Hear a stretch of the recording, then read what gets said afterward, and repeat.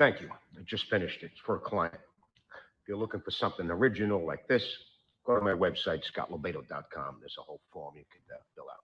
Anyway, get to the point. If you haven't seen any of the videos lately of Europe collapsing, France, England, it's literally being taken over by the jihadis, the communists, and the socialists. And this happened because of us, because of America. Now it's happening here too, but we have a chance to save it. And if we do save it, we save the world. Now hear me out. America's like a family, the father of a family, the disciplinary, loving, caring father of a family. I know it's 2024. Some of you families don't have fathers. You have two mothers, so you have just an older brother or something. But that person needs to be the authoritative figure, needs to be the disciplinary, the alpha, to control the family. Otherwise, the family breaks apart. See, we were wild kids, me and my two brothers, but our father disciplined us when we misbehaved. He didn't hit us. He didn't have to. He punished us in different ways, and we learned. My father picked up your garbage for 30 years here in New York City. Never complained a day. But if you were a stranger, a family member, or a neighbor, and you needed help, if my father needed that 1 hour sleep to work in the morning, he came out to help you. But if you tried to come in our property and in our home and invade us and hurt his family, you'd probably be never seen again. See, that's what America is supposed to be. That's what we were, but we're not that anymore. We are a broken down, pussified fucking bag of shit because of our leadership, because of you people who vote for this shit. The collapse of civilization is right here in front of us. You understand? You get it? Because the world needs a leader. I don't care if you foreigners want to hear it or not. America was that leader. America was that alpha, that disciplinary, but that loving, caring disciplinary. When people need help, the father, America, comes for help. But when you fuck with us or other innocent people, you will be dealt with. But that doesn't happen anymore. We need to get that back, and we have 5 fucking months to make that decision. Not only do we save this country and your families and teach you to be like this, but we save the fucking world. Civilization. Oh, it sounds like apocalyptic and obscure and surreal, but it's the fucking truth. I've been dealing with this for 30 years, warning you about this very moment, and here we are. So I think I have some right to say and preach what I'm preaching. So all of you out there, I know many of you are just going to be like, nope, not voting for Trump. Fine. But there's many of you who are like, I hate Trump, but I'm still voting for him because you see the collapse of not only your community, but this country and the fucking world. So think about that, people. Just think about that.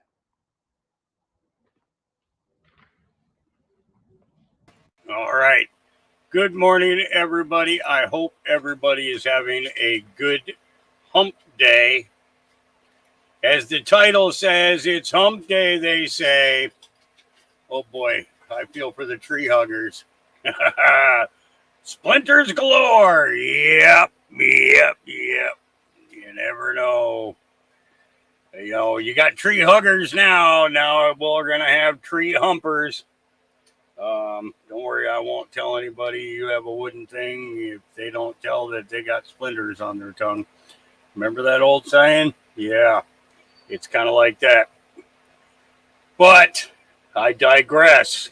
Lots of things going on. Joe Biden making a fool of himself again. Actual news would be breaking. Joe Biden did not embarrass America today. That would be a headline. That would be a big headline. But guess what? No, we can't go 24. We can't go 24 hours without. Hey, now. Wait on. We can't go 24 hours without something about Joe Biden.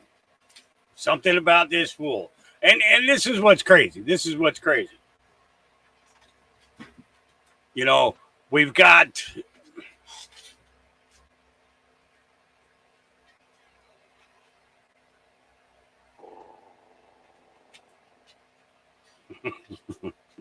You gotta love it when all you gotta do is look at a dog and they know that they did something and that they shouldn't do it, and they go outside.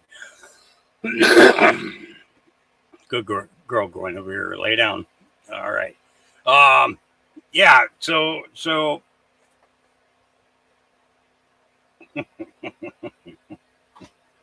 my mind is like in 25 different places this morning. It really is. It's cooler today. We're supposed to stay below 90.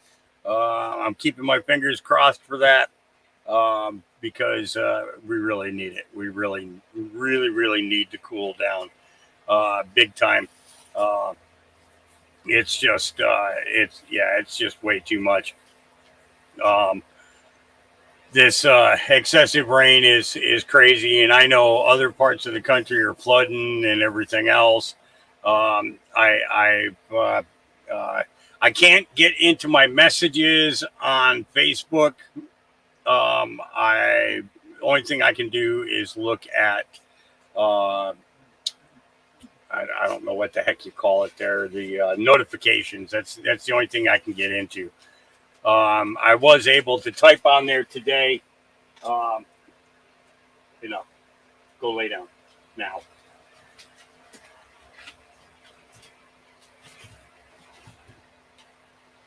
Um, I was able to type on there today, and it looks like I was able to drop a link. I'm not positive yet if I was able to drop a link.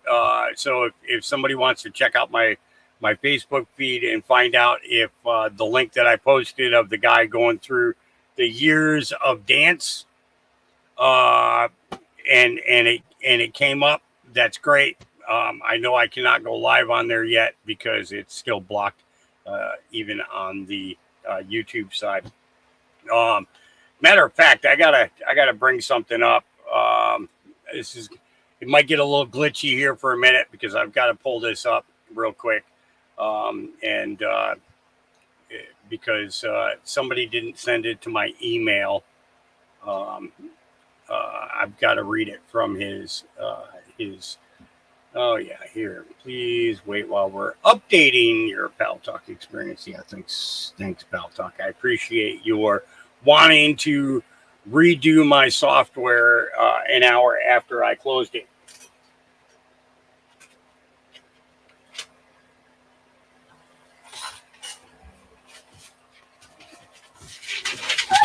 No, Guinevere, stay here. Guinevere. Back inside. Good girl. Thank you. Lay down. You only got one more day to go. Last day. Go ahead. Lay down, girl. Come on. Last day. You've done good. None of the boys. Nope. Yep. Go ahead and lay down. All right. Keeping her separated from all the boys has been a project. I had to let her out today. She really needed to run around and be with me, spend a little time with me. So I kind of I set her free today. I've had her cooped up for almost 8 days in the kennel building, so that she can't get pregnant. And it's it's a job. Okay, let's see.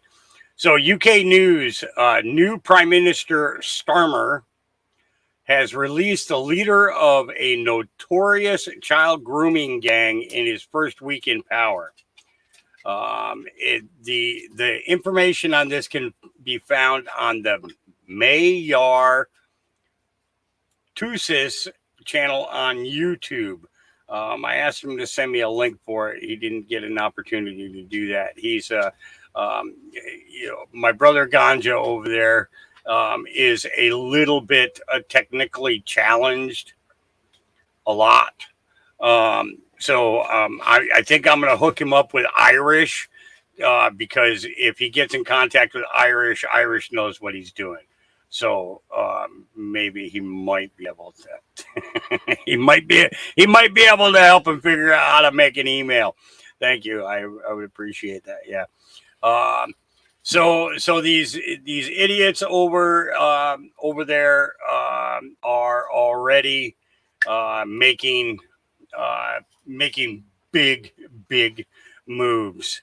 You know, to take these people that have been convicted of child abuse, child sexual abuse, um, and grooming, um, and letting them out of jail. That just tells me that's the um, that's the narrative and the path that this prime minister is going to end up following. And it really is a shame too, because children deserve so much better than this. You know, um, you know, uh, Ganja Camel Carl says, "Get a kid to help." That's what I do. I don't like picking on him. I love him. He's my brother from another mother and father. Um, but he's my brother nonetheless. Yeah. Yes, the Alec Baldwin trial is starting today.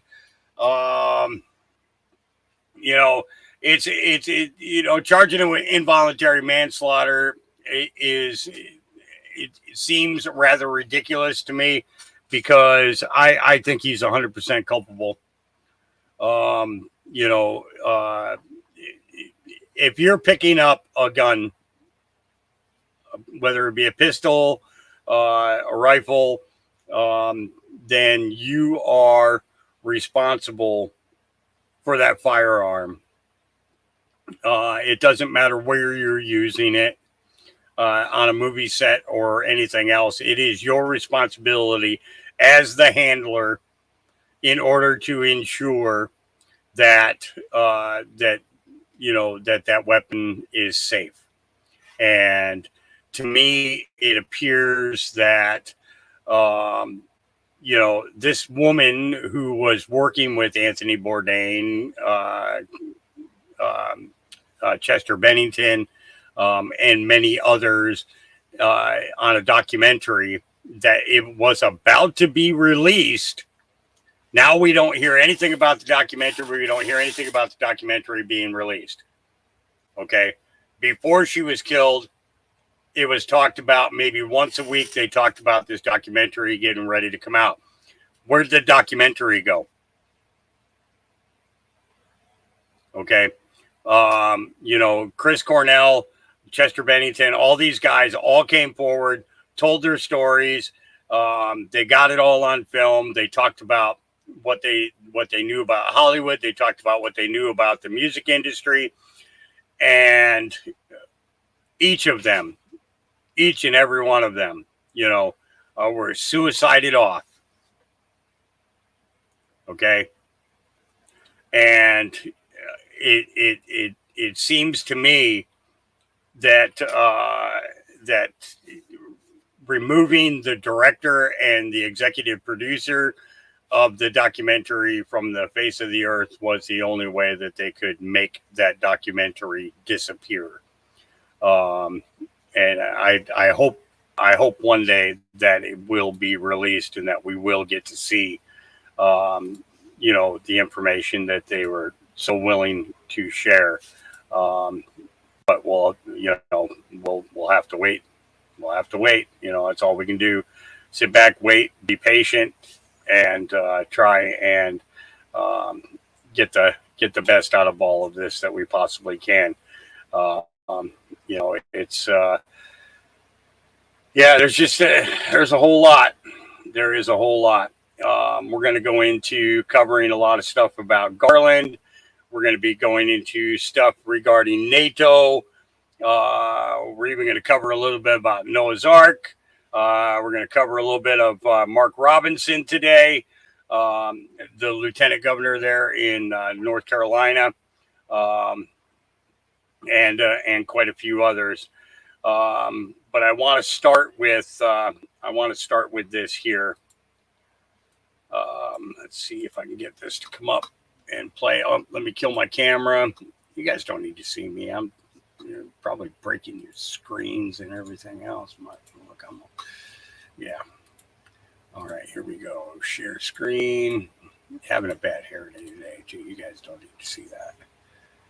By the way, by the by, the dog that you see on the screen there, that is Pure Pressure's dog. He was one of, well, how do I make, dang on. Oh, I can't make myself small. Hang on. I'm going to make myself disappear for a minute so everybody can see.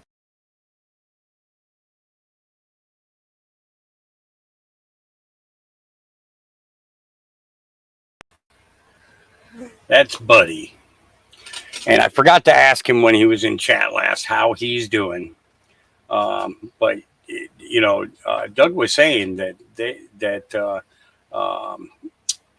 dog loves those horses, absolutely adores them, watches them every day. All right, let's get into my X feed. I will have to scroll back a little bit more because I had stuff that I wanted to show yesterday, but I'm running out of time limit to make sure that the gas that I have gets us through the week, and all that. So just kind of got to bear with me as we do this. Here we go, though. I asked God, "Why are you taking me through troubled waters?" He replied, "Because your enemies can't swim." I asked, "Why do I always feel like I'm failing and struggling?" He answered, "Because your growth and accomplishments come from facing challenges and overcoming difficulties. Every failure is a stepping stone to success." I asked God again, "Why do I sometimes feel like life is filled with pain and helplessness?" He responded, "Because in your weakest moments I am by your side. I use your pain to shape your character and your helplessness to showcase my power." Continuing, I inquired, "Why do I have to experience disappointment and setbacks?" He replied, "Because in disappointment you learn to trust. In setbacks you learn to persevere. I am with you every step of the way, guiding you toward victory." Finally, I asked, "Why do I always feel confused and lost?" He answered, "Because you overlook my plan for your life. When you focus on me, I will smooth your path and provide you with clear direction. Trust me, everything is within my control."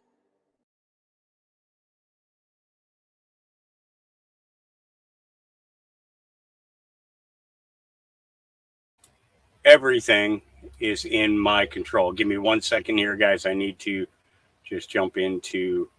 I need to open up this YouTube thing here for a second. And guys, I need to just jump in. Yeah. Let's see if I can get this to work. Come on now.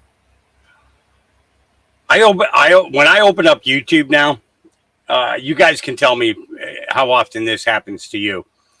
I open up, well, here's a prime example for you. I tune into Indy on Friday night for a little bit.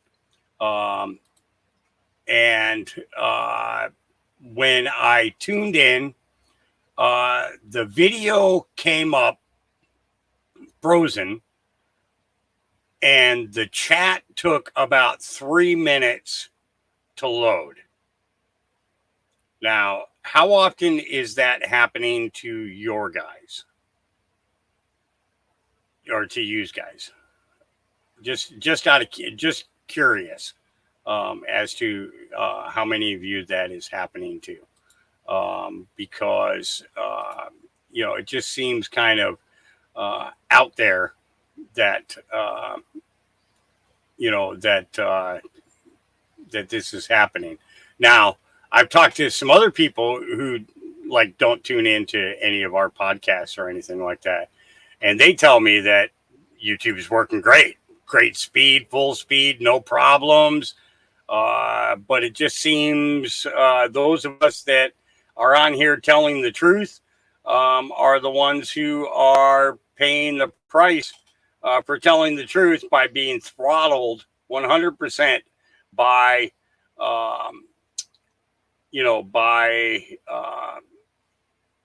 this platform. Not only that, but they're beholden to the WHO. That's the other thing is I want to know. I want to know exactly.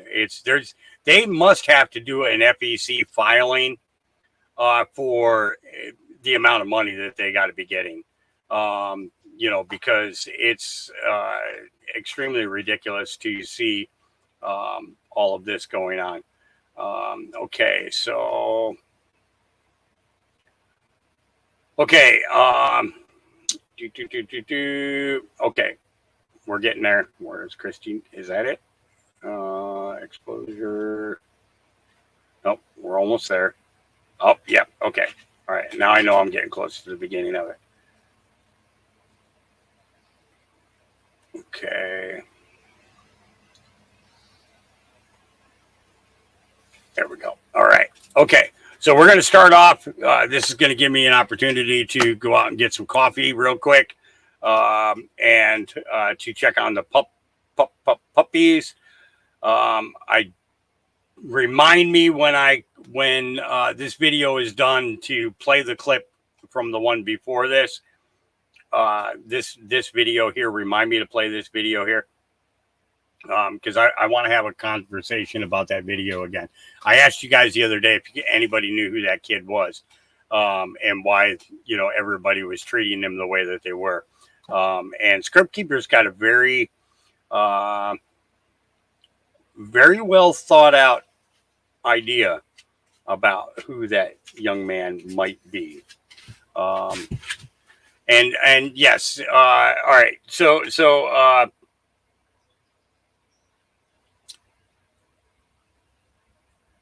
Yeah.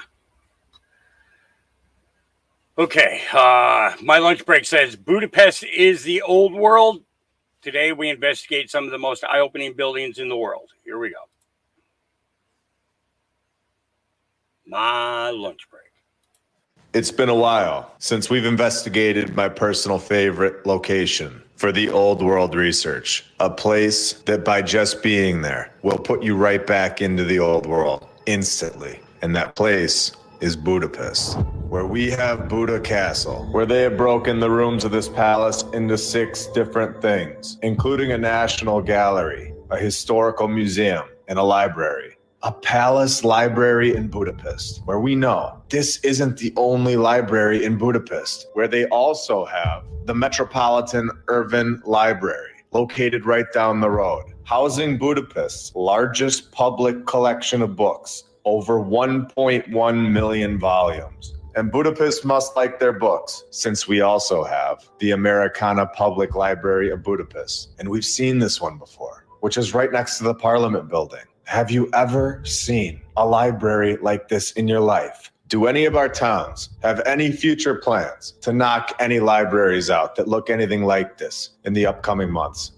No. So these libraries are all right next to each other. Let's go back to the first one, within the walls of Buda Castle. And this is very interesting. When they do the same thing that we've seen all over the world, and they name it something else. If you're just reading through this very quickly, they act like this thing was built in 1802, and they try to trip people up with the constant name-changing game. When we know this isn't true, we know that it wasn't originally a library. We know that this is a part of Buda Castle, where Buda Castle, we are told, and according to their story, was built between 1247 and 1265, 777 years ago, not even close to this 1802 date. And they have these dates down. Everything is documented. No mistakes were ever made, because these 1200s people were just hard workers. They weren't distracted,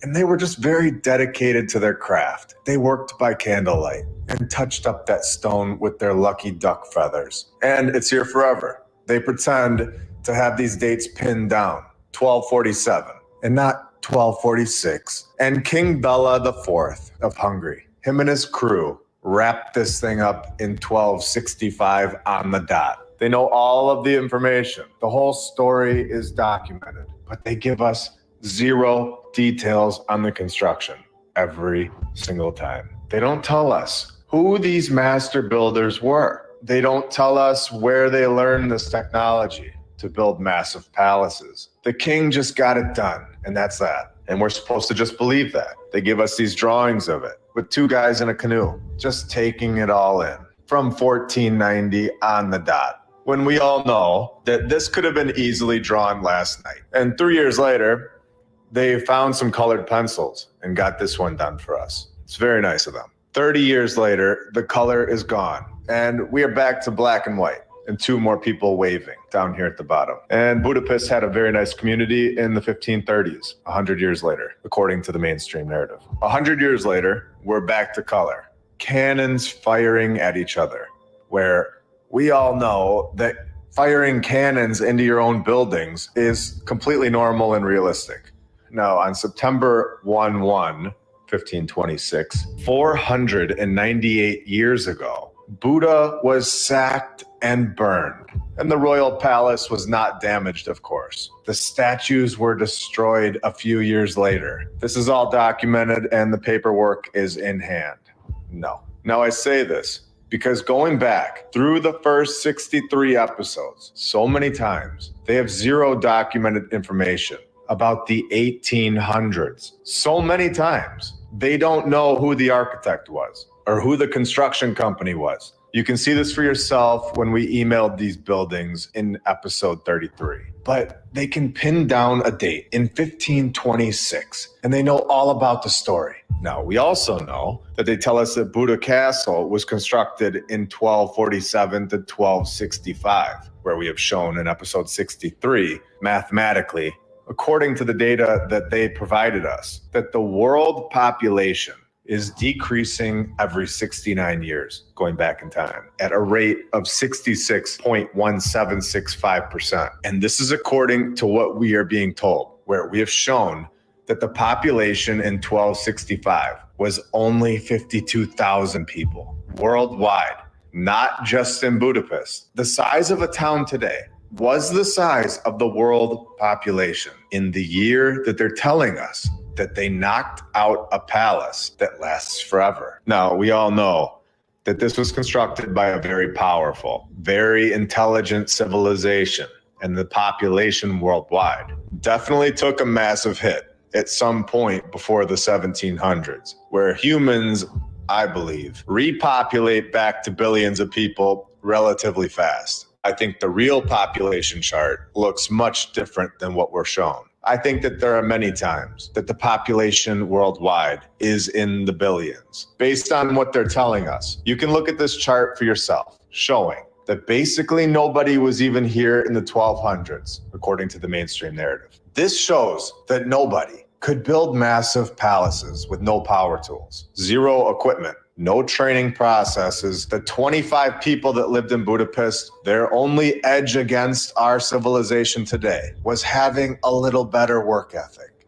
And that's not working anymore. These charts are nonsense. They show how fast humans truly do recreate to the population that we're at today, which is why they are able to reset the population so often, in my opinion, using the same ridiculous narratives over and over for the exact same buildings, using the same technology that was here before, and just pretending like it's all brand new.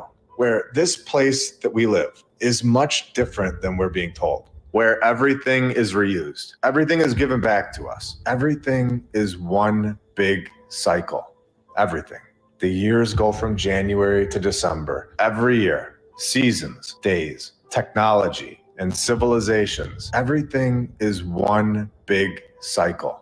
Everything. And I wouldn't be shocked at all if we do too. I wonder if they know this. This all feels like some sort of treasure hunt, like some sort of game. To see who can find this information, where we have all heard the saying that they have to tell us like it's a rule, where I'm starting to think it's not that they have to tell us, it's that they want to tell us, like it's fun to them, to see who can crack the code, that nearly everything in our so-called reality is complete nonsense. And our true reality is much deeper than what we're told, where one of the only things that is free in this world is an indoctrination program that comes to your house in the morning and picks you up every single day as a small kid. And you don't know any different. because your parents did the same thing too. Until now, welcome to episode 64 of My Lunch Break. I hope you're all having a great day. And if you're new, welcome.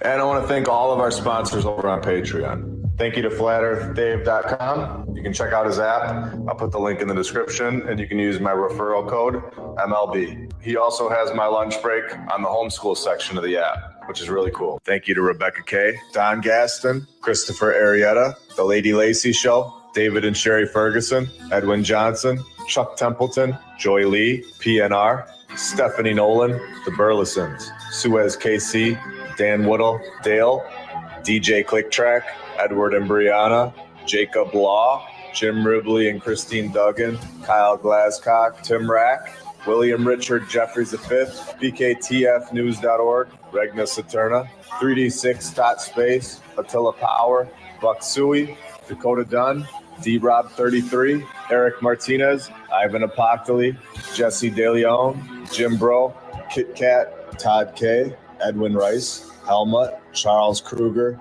Daniel Zid, Glenn Gunderson, Pacific Crafted, Z-Dub Custom, HaggardT-shirts.com, Meta, Jason Hochberg, Blake, Jessica, Alex and Cypress, Carla Fitzgerald, Natalie Shippen, Isaac Wright. But in the dark, I looked into Budapest. We saw this courtyard where they have this library, and it's right next to the Parliament building that we have talked about. It also has the Chocolate Museum and so much more. Where today, I want to show you all why Budapest is my #1 location worldwide. And it's because nearly every single building is a palace. If there's one place in the world I would want to visit, this is it. And I would love to go inside these buildings and see if there's basements and see if these basements had tunnels, windows, and doors that lead to dirt. I wouldn't be shocked at all. We see this kind of stuff in the USA. So seeing it in Budapest, I'm sure these tunnels would be incredible. I wouldn't be shocked at all if these buildings are bigger than we can see under the ground. So here we have another museum where they have taken the true meaning of this building right off the front. Where this gets interesting, they tell us that the past 150 years of this building's history have been largely determined by a struggle to maintain its facilities and keep its collection safe. Struggling to keep its collection safe? From who?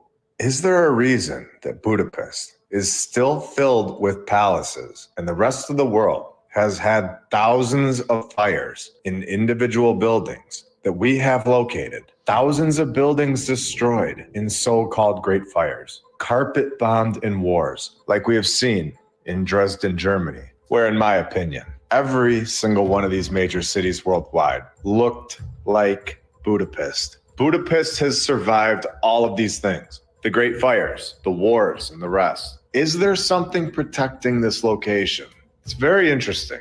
And remember, this is the location that Nikola Tesla went and worked in 1881, where he was the chief electrician, and then went to the USA and had all of these incredible inventions. Now, were they inventions, or did he learn a few things while over in Budapest? Now, we have seen the exact same narrative before, where we go back to our Balboa Park episodes, where they say that they moved from building to building over and over and over before finally settling on a palace. And it lasts forever and looks like it was built by the gods. We are told that they moved into its first home in 1892. 1 year later, inadequate conditions forced them to move again into an apartment building. 1898, their permanent location was born.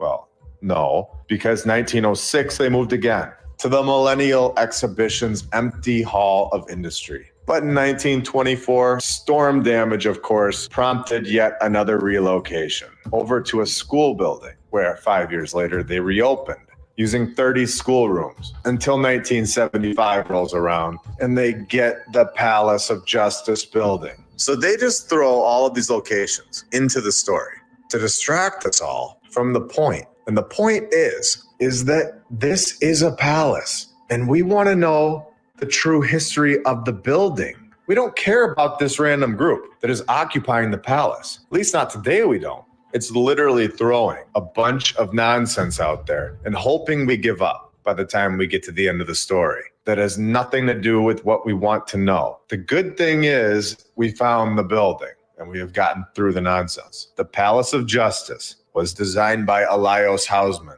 And we're definitely going to get back to this guy later in the episode. In 1891, knocking this building out in 3 years in the 1800s, before the power tool was invented. In 1895, where it has a lobby with marble columns and an impressive staircase. And this is just your everyday museum in Budapest. If you want to feel like you're back in the previous civilization, all you got to do is go to Budapest. It is by far the most incredible place that I've seen to this point. And I honestly don't think that we've even covered 1% of it, where they also tell us that this building is under renovation. And I was honestly disappointed to see that last sentence, because we all know that restoration really means destruction. So I found some really cool pictures of this place that I thought you'd all want to see. And then, like I mentioned earlier, we have the best part, in my opinion, where we are given the individual that is pinned as the man that got this palace done, Mr. Hausman, where we know that when they pin a guy to one building, they pin him to a lot more. They give us this list where they pin this character to 39 palaces, where the first one was destroyed by a fire. So we can add that one to our running tally. And they even pin him as a contest winner of the Parliament building, but they just didn't want to use his design because they have so many more contest winners out there in the 1800s. It's ridiculous. They destroy 6 of his buildings, including his first 4 buildings. And they tell us that this guy was knocking these palaces out all over Budapest in the 1800s before power tools in like 1 or 2 years each. All of them coming back to back to back. When he starts building in 1870 and gets both buildings done that year, 71 to 72, another one done. Between 1874 and 1893, just 19 years, this guy is pinned to getting 33 palaces done. When we know that in modern times, realistic times, when we are all here to see it, the Kleksinski building in Chicago takes 14 years. One building, not 33 buildings, and it's a box, not a palace. And we have power tools, and this guy doesn't, where it's time to see some of these buildings that this guy is pinned to. Let's start at the top. The first one that they didn't destroy, Church of the Sacred Heart, where this is a worldwide agenda, a worldwide narrative key. And we unlocked it right here on this channel in the 8th of April, 1848. A huge fire burst out and the Catholic Church burnt down to the ground, where the Savior, the man, the myth, and the legend builds them a new one. When we know that this church, the one we're looking at, it is the original building. Finding a fire narrative never gets old to me. It actually surprises me more and more every single time. It's really shocking that this information, this clue, was just sitting here and we never saw it until now. They tell us that this building was done in a year, and then the next one was done in 2 years, where we clearly have technology on the roof of this thing. And it's very odd when you look at their Facebook page, where we know that they tell us that it was constructed in 1878. These gravestones are dated 1792 to 1869 and 1796 to 1834. This is not even close to the construction date that they're telling us of 1878, and would predate this master builder character, where we are told that he was born in 1847, which is 13 years after this person passed away that lived there. So we know at this point that something major is off with this narrative and this character. And this character is beginning to look sketchy. And before we go on, let's all take a minute and thank all of our badge members. I want to thank all of our Patreons. Bumble. I'm starting to Bumble. If you're interested in that, that all strange. But we also have this guy off building like 6 other palaces at the same exact time. The City Hall Amphitheater, which was destroyed. And then we have this, his 11th building in his young career, where he was only 23 years old when he began knocking out palaces without a power tool, just using his local donkey to pull the stone. We now are given the Austro-Hungarian Bank, which I believe is definitely helping us pin down where our timeline begins. We know about the population. We know about the Great Fires. We know about the inventions. And now we need to see when the money all begins, where they tell us where it started issuing banknotes in 1762, where we also know that this group started in 1717. And for the first time in this timeline's history, the Austrian government issues paper money and caused inflation, where we're just getting started. And I'm not going to leave anything out. So we're going to be back next weekend, where we will also see what this character supposedly built in Budapest, as well as begin to look into the financial situation all over the world. Next Saturday, 4:30 p.m. Eastern Time on YouTube and Rumble. We will pick up right where we left off. I hope you all have a great rest of your day. See ya.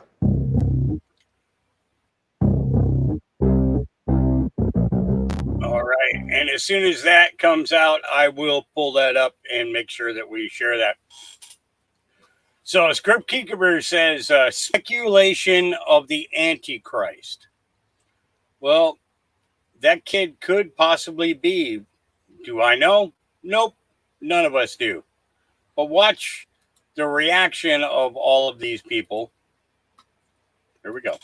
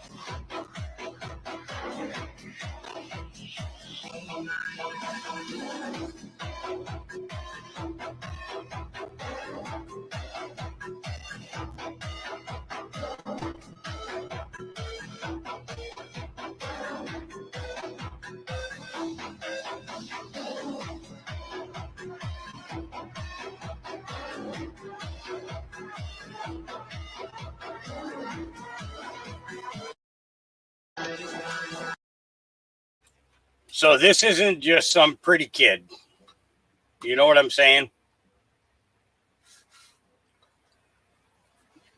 He's not just some pretty kid. There's something about him that is going to need to come out. So, all right. So there's a couple other things that were back here that I wanted to hit before we move on. That was definitely one of them. And let's start right here. I think that's it. Oh, no. Wait.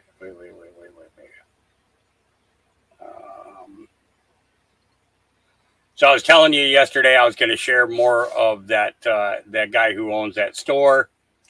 And we're going to get to that. And I think we are...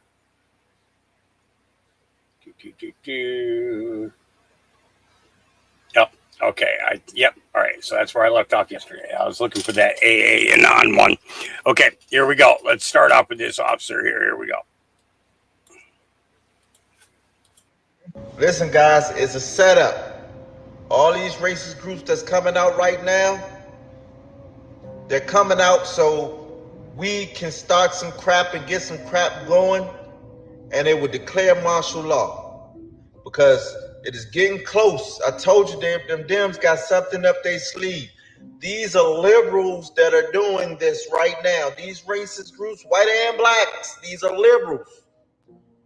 They are, this is the trick that I told you the Dems have, they got something up their sleeve, and this is one of them. They were trying to declare martial law on this land.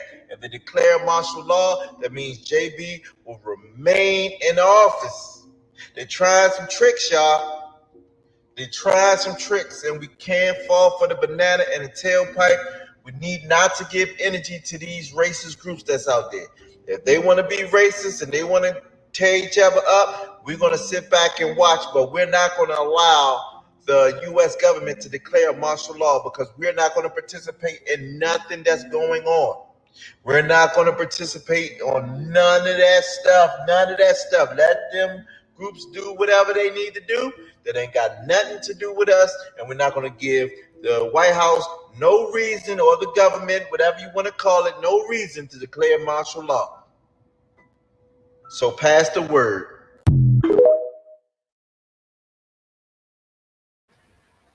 Yeah.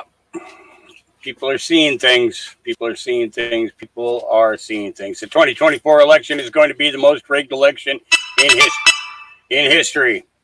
All they have to do is check a box on a form and sign their name. That's it. That's all that's required.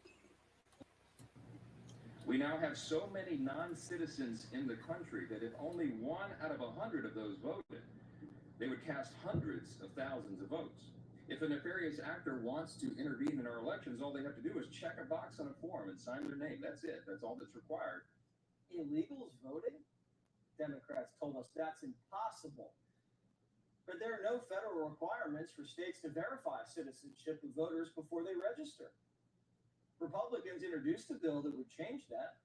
If you want to vote, prove you're a citizen first.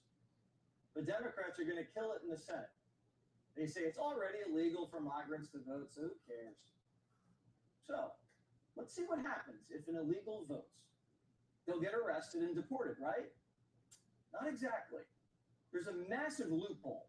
Title 18 U.S. Code 611 makes it a felony for non-citizens to vote in federal elections unless the alien reasonably believed at the time of voting that he or she was a citizen of the United States.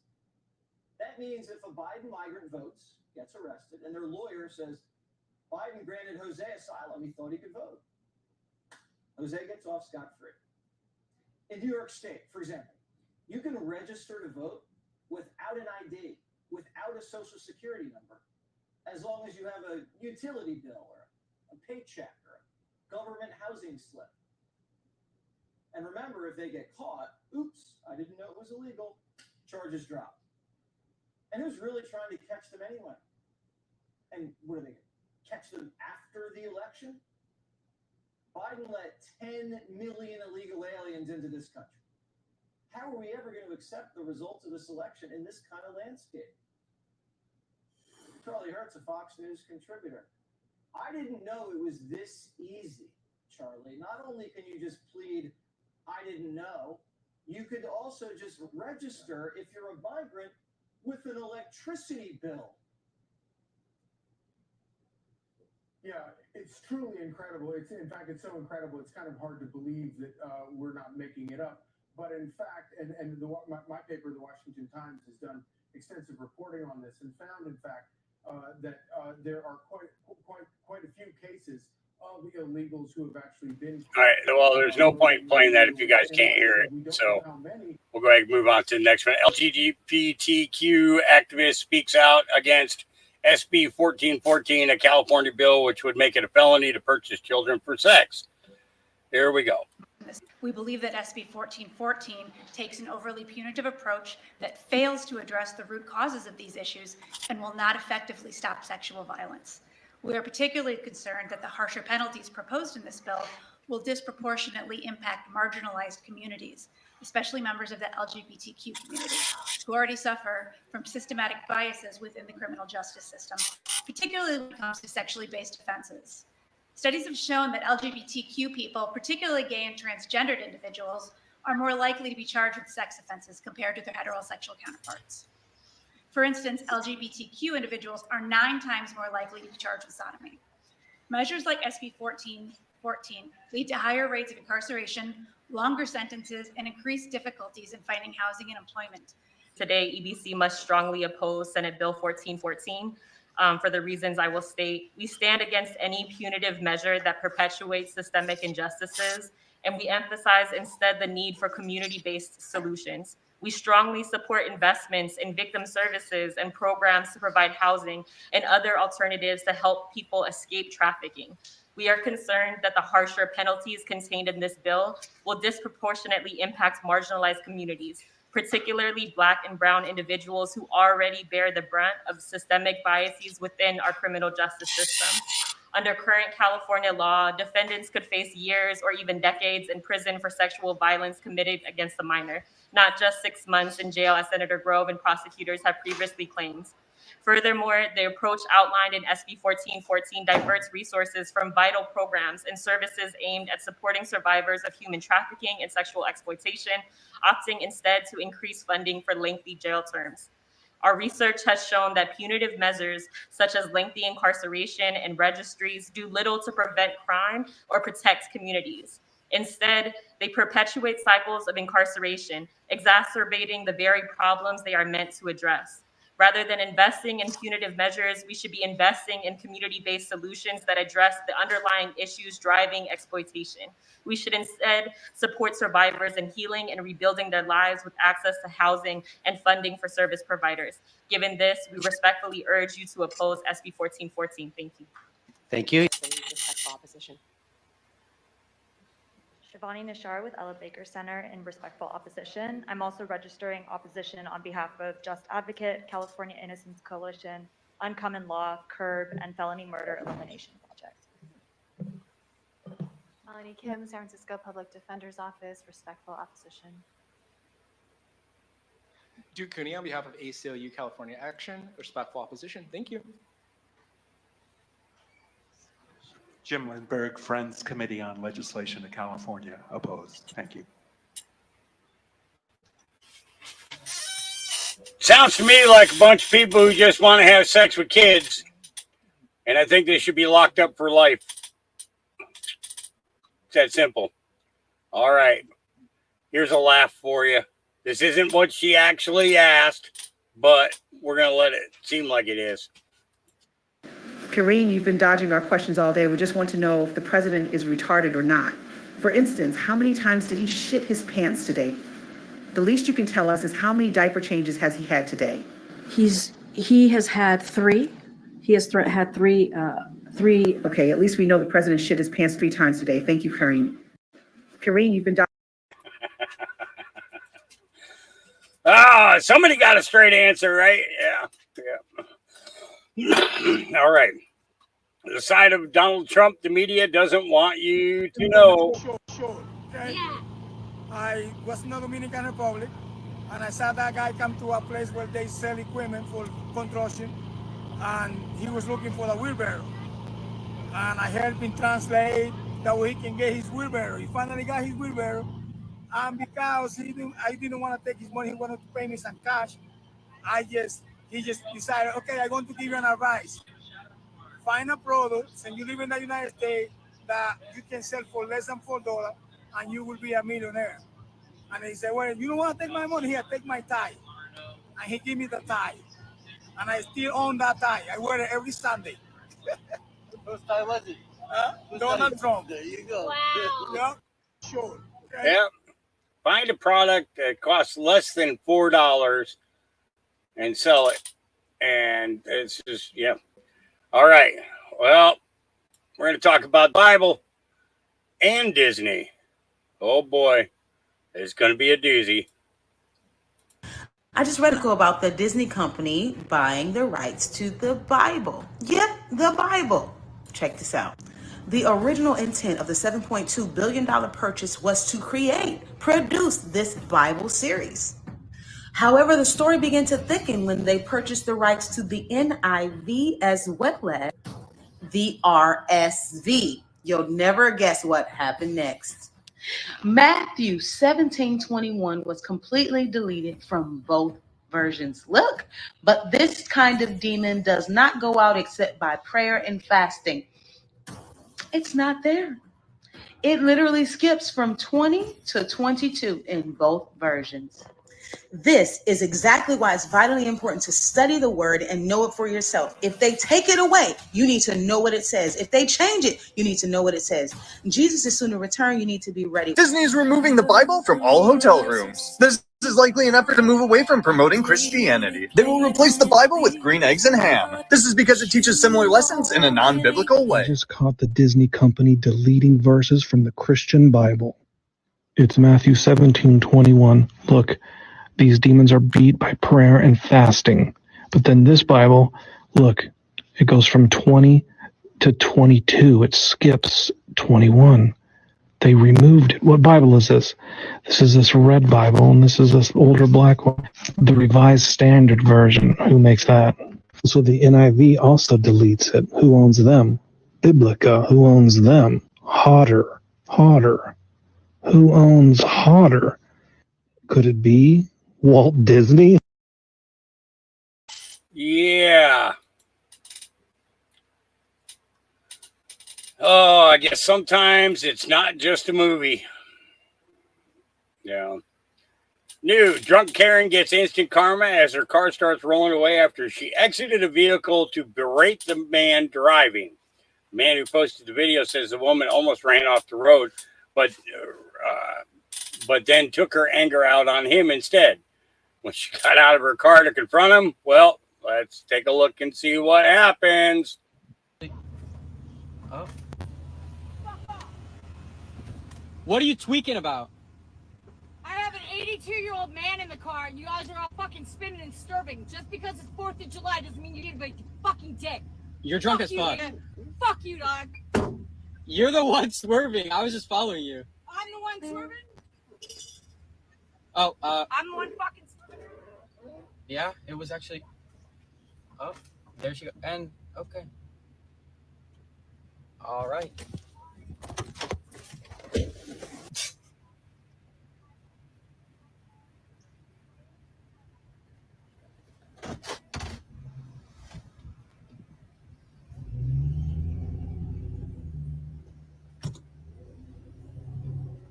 Yeah.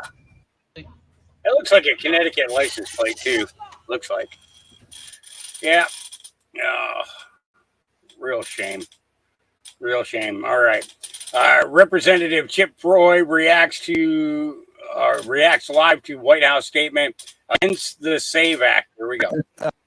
Something that's always made my skin crawl and left me a little on edge given this current news cycle is the very like low IQ, very like glassy eyed, mouth breathing insistence by Joe Biden that he will win, right? Yeah. In spite of all the data, in spite of everything, I will win. Almost as though they have something already wired, and based on that kind of creepy confidence, like that strange confidence, very like Katie Hobbs versus Carrie Lake confidence in Arizona, where it's like we already have the system wired. While we're live right now, the White House has just come out and said and come out against your bill.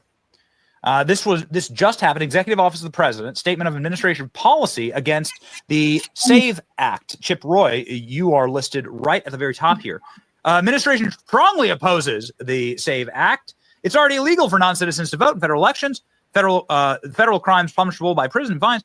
Now, the alleged justification for this bill is easily disproven falsehoods. Additionally, making false claims of citizenship is unlawful. So this looks like something written directly by Merrick Garland's civil rights division at the DOJ. The president has been clear he'll continue to fight to protect Americans' sacred right to vote in free, fair elections by opposing your act to make sure that only Americans vote in elections. What say you, Congressman? Well, I'm honored. I'm honored to be in the crosshairs of the White House, a White House which is very clearly in opposition to the well-being of most Americans, right, as evidenced by their open borders and the death of Laken Riley and a bunch of Texans. This administration is not interested in safeguarding the American people's right to vote. They're not interested in safeguarding anything about, our safety and well-being. This is about political power. Nothing more, nothing less. That's what it's about for them. Your point here about his sort of glassy-eyed confidence. Like, they're all gleeful about what's going on in Wisconsin right now, about the restoration of these drop box, voting procedures. And these are all things they want to be able to stay in place, to be able to sort of game the system, to try to cram ballots, to try to make sure they can steal the election, if you will. And that's what we're up against. We're up against people wanting to use this in order to try to win elections. They're going to oppose this bill. We knew that. Okay, that's why I started by explaining when I said provide proof of documentary proof of citizenship. I made clear that we do allow safety valves for ensuring there'll be no undue burden, to use the Supreme Court's parlance, on a citizen's right to vote. It was purposeful. We structured it that way. We worked with smart lawyers about how to set it up. And there's no burden that's going to be placed on an actual citizen's ability to go cast a ballot. That's the truth. We're just going to make sure that we try to prevent those who are non-citizens from voting. But of course, they oppose it. They don't want any break in their current efforts to try to register people using Medicaid and all these welfare systems, which they're currently using to try to register people to vote who are non-citizens. Yeah. We're going to hear more on that here shortly, because there is definitely more.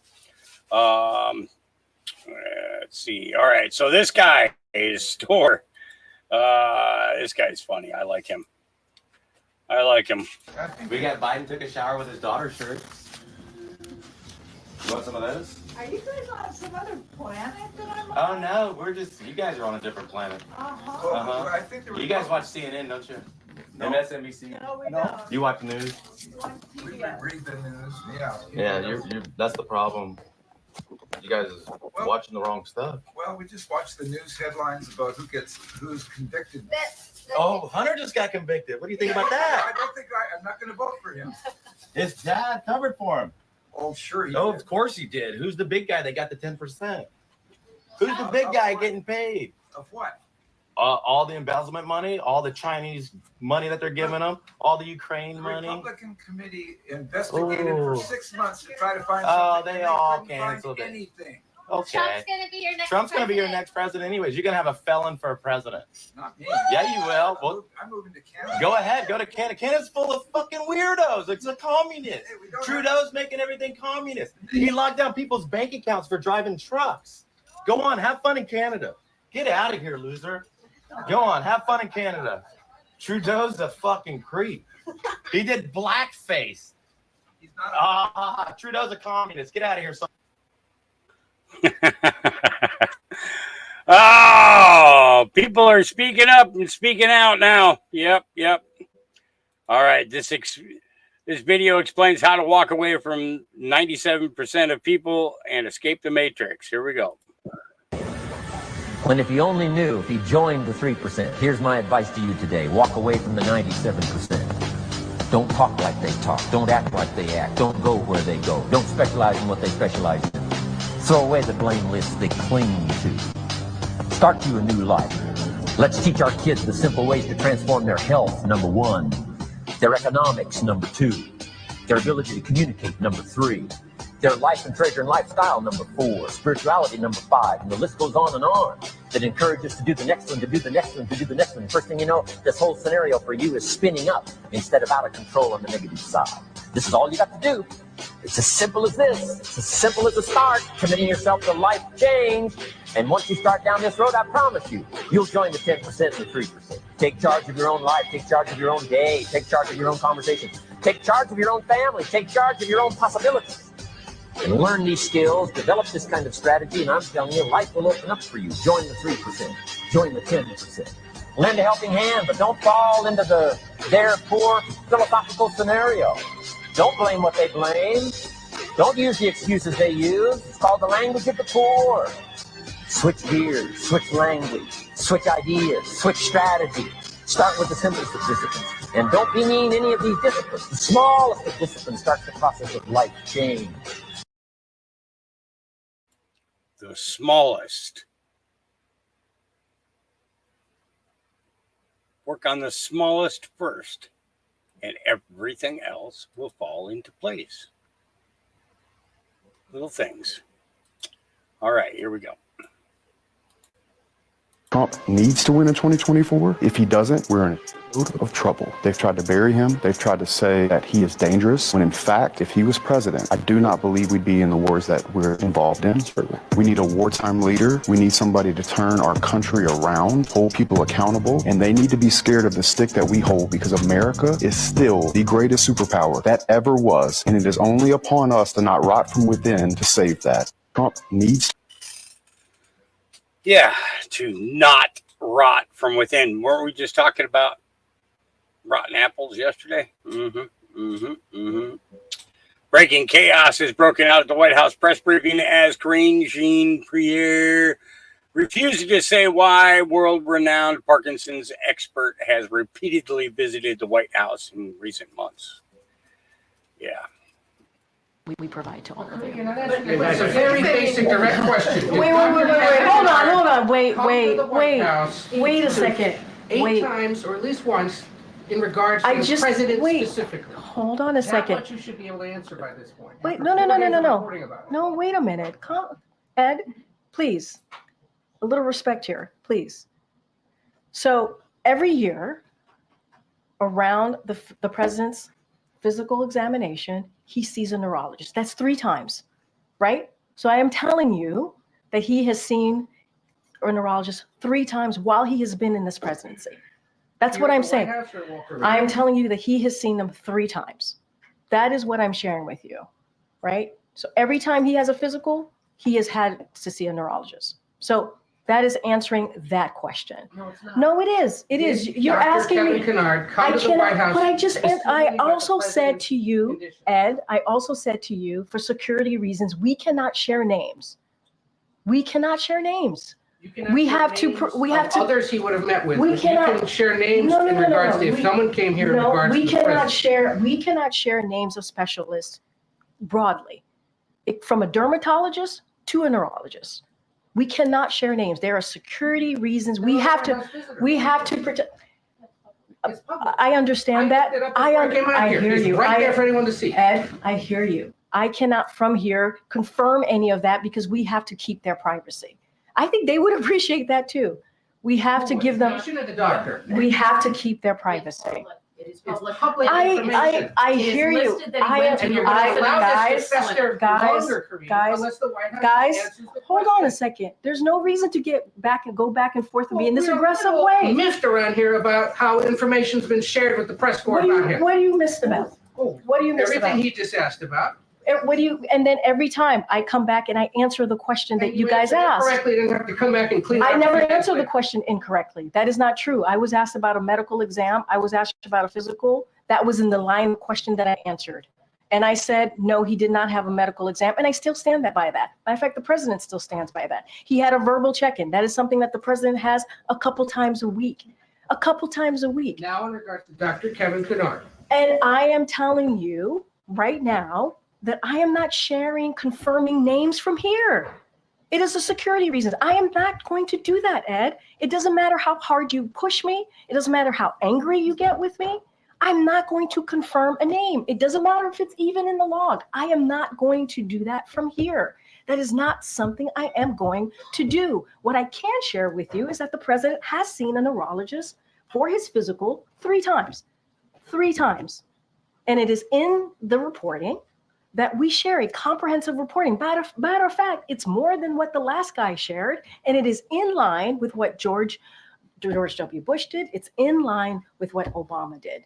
And so it is comprehensive. It is out there. I just read a quote from it, but I am not going to devolve somebody's name or confirm someone. I'm not going to do that. That is as privacy for that person. I'm not going to do that. It doesn't matter how hard you push me. It doesn't matter how angry you get with me from here. I'm just not going to do that. It is inappropriate. It is not acceptable. I only got one word for this woman, and I can't say it. All right. Your smart TV is watching you. And your smart TV is probably a lot smarter than the word I can't say of the last person. You watch your TV, but with this hack, your TV can watch you. Show us how that works. So one of the things that we were able to do with the Smart TV platform was actually abuse the browser to the extent that we could actually gain access to the camera that's built into the TV. Right. And so what we can prove here is that with a little bit of extra code, we can turn the camera on in your browser. Wow. And while this is evident to you right here because we've designed it that way, this is something that we can do invisibly and actually have the camera running behind the web page that you're looking at. So what this means is I could be sitting here watching TV from my bedroom, and you could be anywhere in the world looking at this image of me watching. Yep, I could be sitting on a laptop in a cafe in Paris, and as long as I have a network connection, I'd be able to get into your TV and access the camera. The kind of scary things about it is that it doesn't actually give any indication that the camera's on, and there is no little LED that shows up when the camera's on. So it could actually be watching you and you never even know. What is a smart TV, and why is it a playground essentially for hackers? Right. It's a computer. So instead of just being, a tube and some other electronics, now it has a web browser and it has, a lot of devices are running Linux. But the real danger is when people start using smart TVs for things like online banking, we can take a popular bank address and translate that into a different IP address to a site that directs to a site that we control. So it may look like your bank's login, but you're actually entering a username and password that goes to us instead of your bank. In a statement to CNN Money, Samsung says it takes consumer privacy very seriously. The camera can be turned into the bezel of the TV so that the lens is covered or disabled by pushing the camera inside the bezel. The TV owner can also unplug the TV from the home network when the smart TV features are not in use. As an added precaution, we also recommend that customers use encrypted wireless access points when using connected devices. So I've been telling people for years that every smart TV has got a camera in it. Now you know. Now you know. Does anybody know this man? Chatterbox Muse says. Hey everyone. Do y'all know this guy right here in the t-shirt with the green tube? All right, get your fucking tea ready because we need the FBI, the TikTok FBI, the TikTok FBI. This is our guy right here. Why are we looking for him? Glad you asked. I don't know who he is, but he is here in Helen, Georgia. He was here yesterday on July 4th, 2024, and he was here today, July 5th, 2024. And you see what he's doing. He has grabbed so many children out of the water. He has saved them from being separated from the parents, from drowning, from being run over by other tubes. And I just want to bring his attention to him and give him a shout out. If anyone knows him, please, please, please, please, please tag him. I want him to see this. I want him to know that we see him and we recognize his efforts and what he did today, and we appreciate him. And if there's anyone out there that knows his name, please, please, please let us know what his name is. He was here yesterday at the Hellendorf, right in front of the Hellendorf where the little raging river is, and he was here yesterday. He was here today.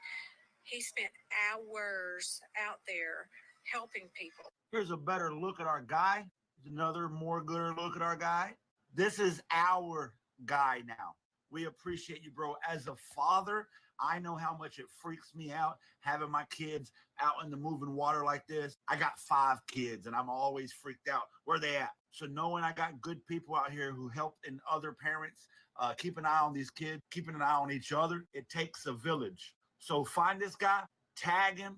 I like to send him some tea, maybe some tea mugs, maybe some merchandise. But most importantly, I like to send him a thank you. Do your thing, Internet.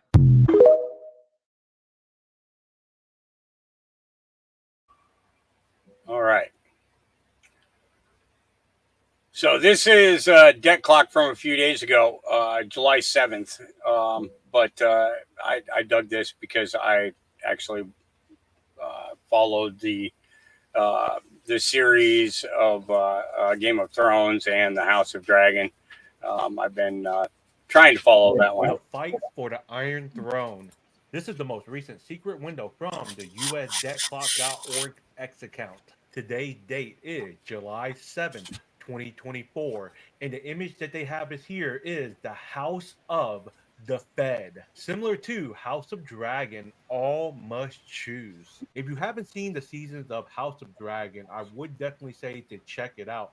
because it does have a lot of similarities to what is shown in this image and with the Federal Reserve. As the Targaryen family fights for control over the Iron Throne that symbolizes ultimate power, similar to the Federal Reserve having significant control over the U.S. economy through the monetary policy. Inside the show of House of Dragon, the series depicts internal conflicts, power struggles, and battles within the Targaryen family, in which the House of Fed's image implies that there is a struggle between different economic ideologies, with legal and plunder representing opposing views on the Fed's actions. The dragons are very powerful creatures that the Targaryens use for dominance, in which the dragon logo could symbolize the power and influence of the Federal Reserve and the financial system. And in the front doors of the castle, we have the Silver Knight coming down, about to strike the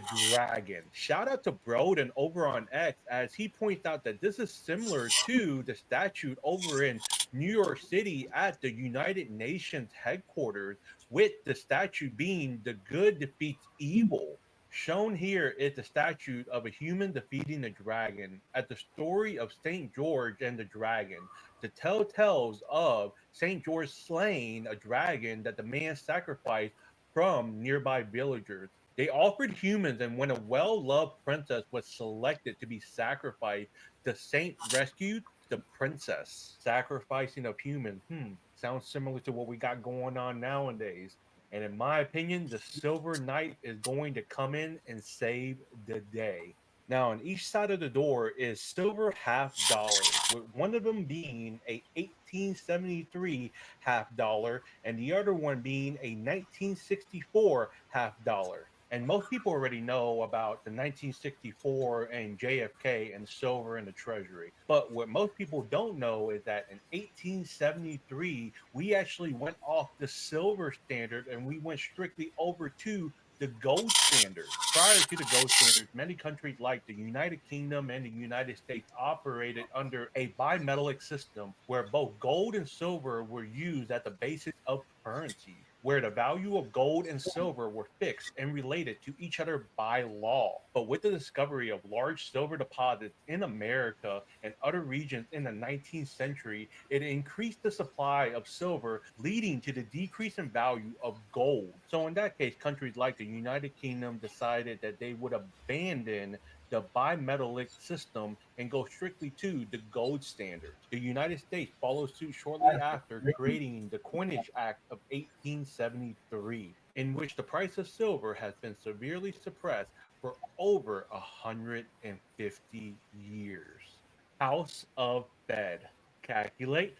X.com. Tippy top. In the beginning. Daily reminder. Washington, D.C. Great Pyramid.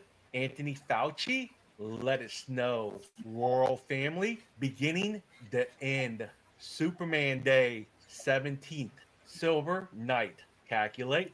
Spiritually. My destiny. Save the children. XRP 10,000. Impressive. The kingdom of heaven. The second coming. Death to Israel.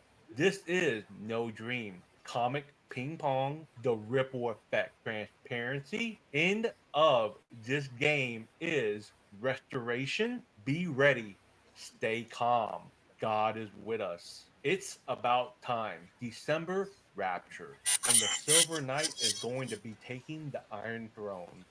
This is why it's so important to know what you hold. Let's go.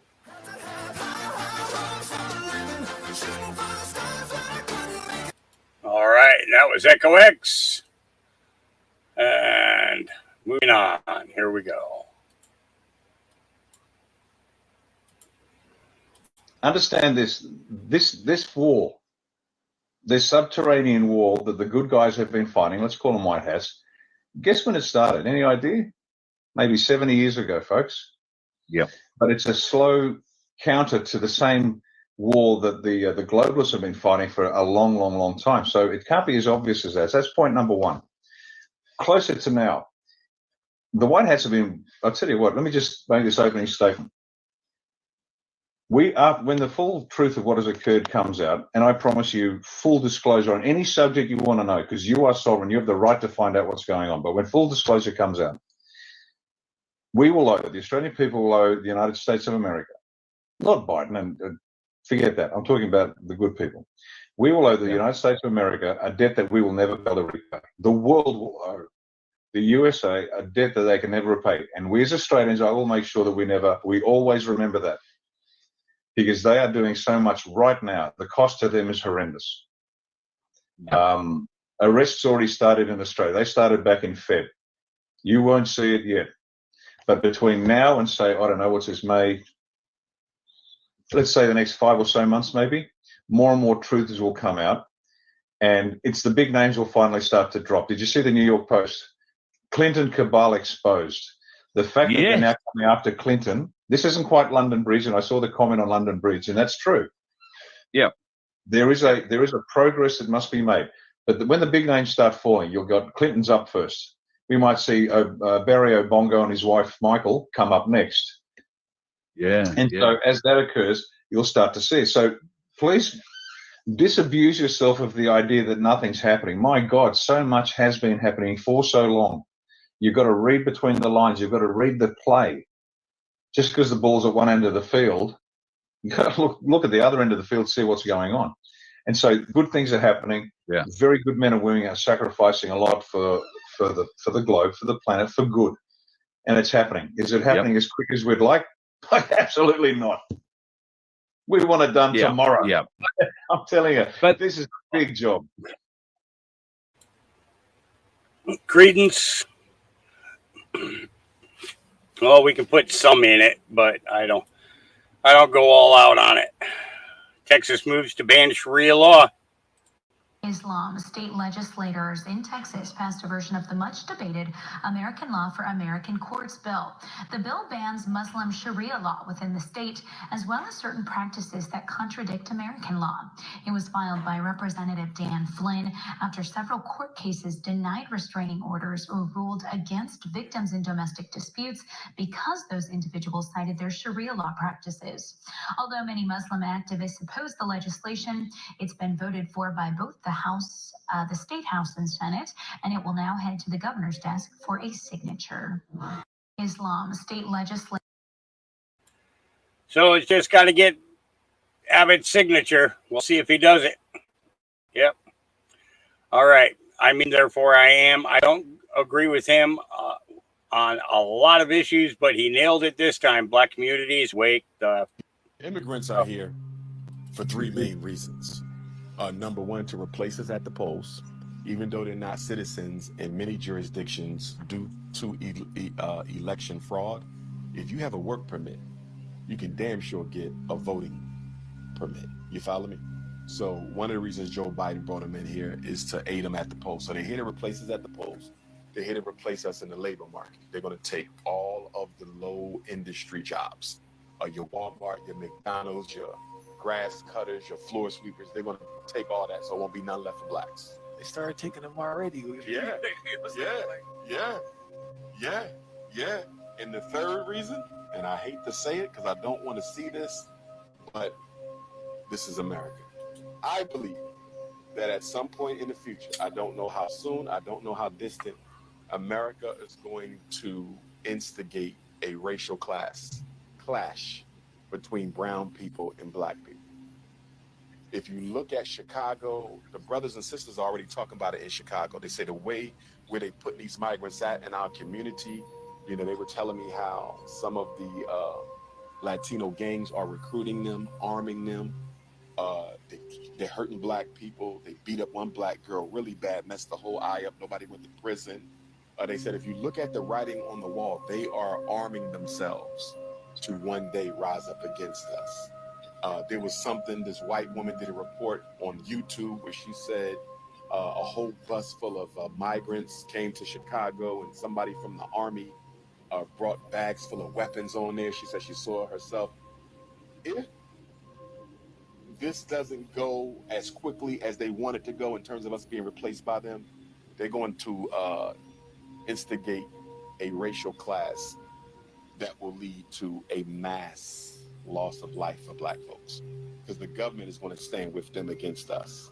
You know, we're going to be seen as the perpetrators. So black people need to get armed. We need to get ready. But we also need to admit that part of this is our fault, though, because we have pushed this multiculturalism. We have preached this black and brown thing so long that, well, since they're always talking about black and brown, send the brown people in there. And that's exactly what they did, because we don't believe in having communities of our own. Yeah. Can't argue with that. Immigrants are here. Can't argue with that at all. Palestine protester tries to raise a Palestine flag in Chicago NASCAR. That was a response from an American. Yeah.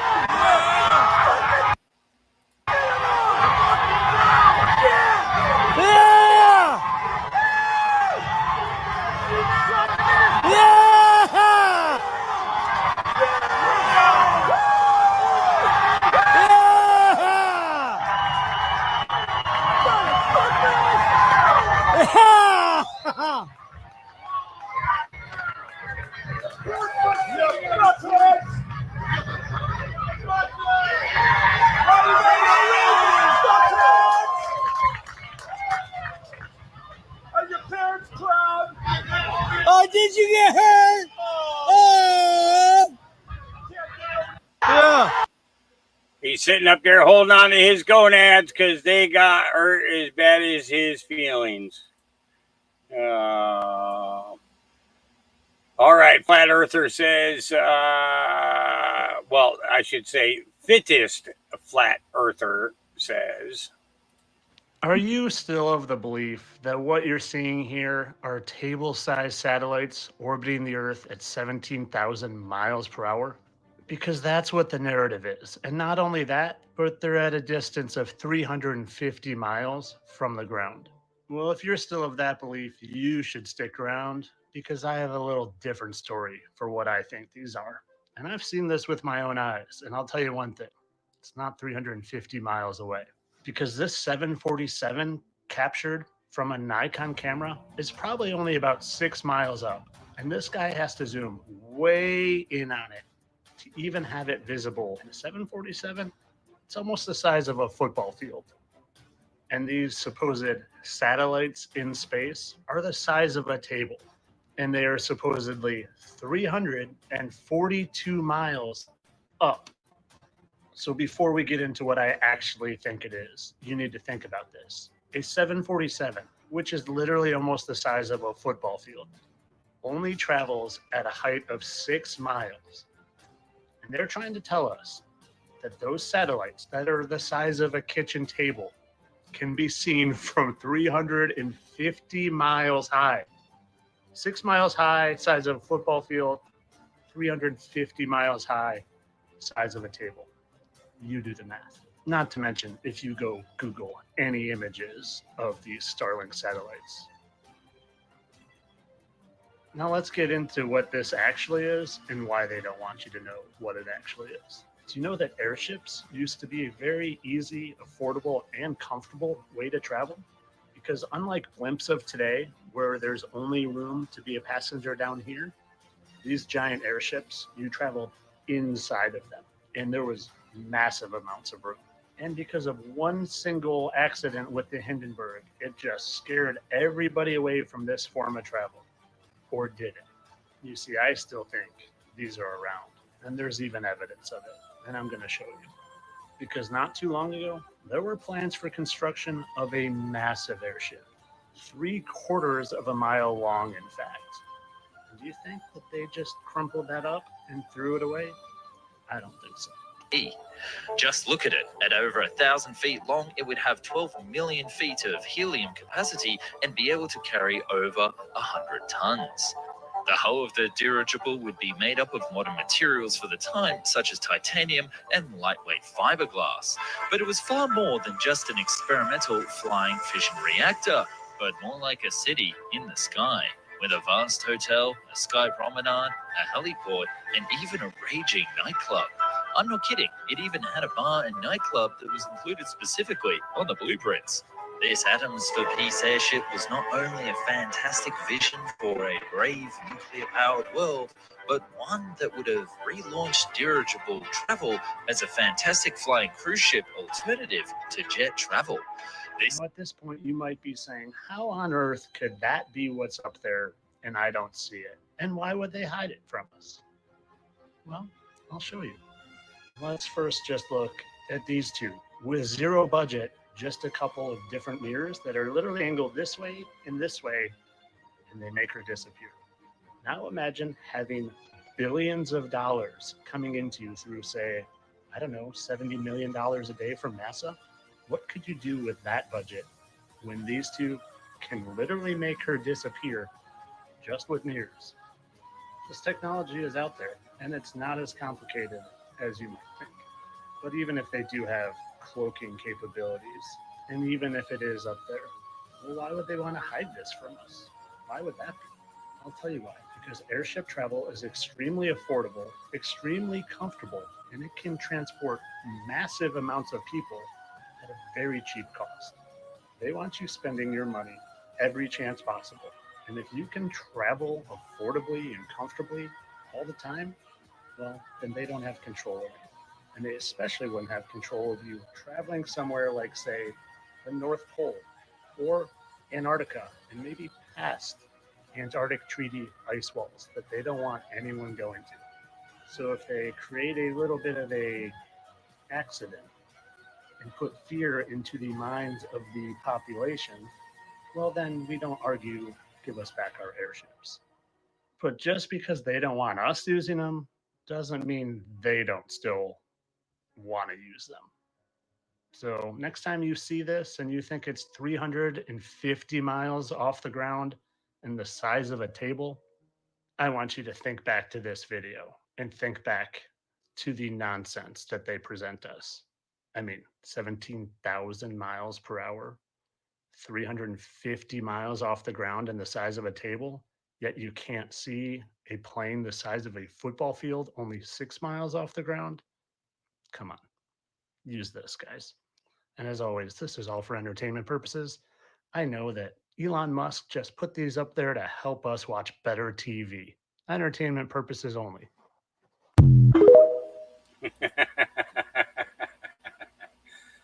Let's throw some questions in there, right? Yeah. All right. How to break the legal rights of the devil. Through breaking the legal rights of the devil. Now, God is not a legalist ever, but the devil is. The devil wants everybody to believe God's the legalist. He's not. It's the devil. So when the enemy has had a right to get into your life, which would be, which I explain that in the manual, but through generational iniquity and sin, or the occult, or doors that have been opened, that we've opened them, and sometimes we open doors unaware. Traumas, different things that can kind of hit us wherever he's gotten that legal right. Sometimes your lack of resistance is a legal right. People need to understand we've been given authority. And again, we've got to use that authority. Yeah. Again, we're in disobedience when we don't step into place. And God wants us to, because we're actually dealing with a defeated devil. Yeah. But anyway, in that, he walked our son through radical deliverance. And then he looked at us and told us, we said, well, what else do we need to do? And he said, your whole family needs to go through deliverance because you all live there. He walked our son through prayers to break the legal rights that the enemy had gained. And, you know, the devil likes to get us to deny, but which if we deny the fact that we need deliverance, that gives him the right to stay. Walking him through those legal rights broke the authority that the enemy had gained. And so the deliverance was really pretty easy. Deliverance doesn't have to be a hard thing when you break the legal rights. And so we came home, took everything, put it up in the closet, and we were home about 2 weeks. And some guy calls us that we did not know. And he was from the Assembly of God in Rockford. And he said, God told me to call you that you could help me. And I said, he did? And he said, yes. And so he was an alcoholic. He was a cocaine addict. He had received the Lord, but none of these things were broken off of his life. He had lust issues, and he had a background of Hispanic witchcraft. So he came over that day. We had him come over, and we ended up praying with him. We actually spent 6 hours. We didn't know what we were doing. So anyway, we actually got out the guy's manual and tried to go through it and figure out what we should do.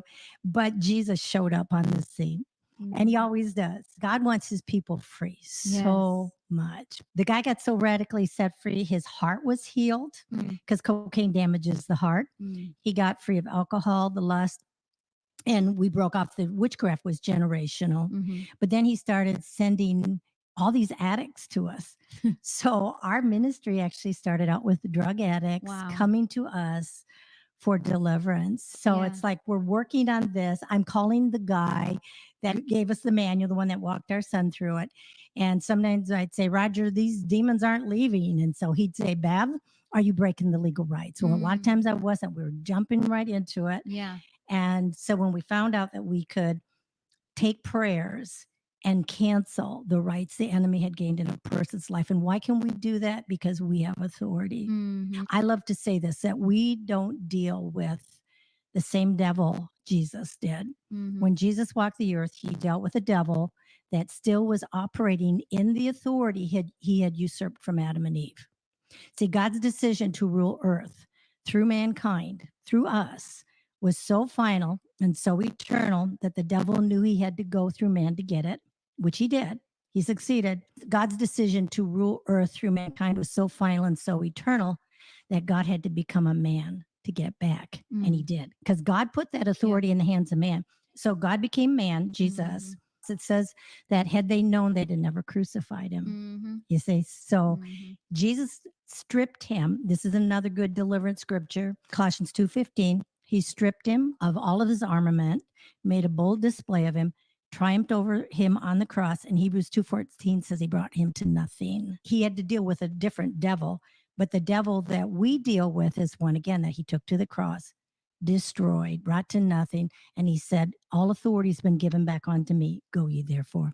So we deal with a devil who really is stripped of authority.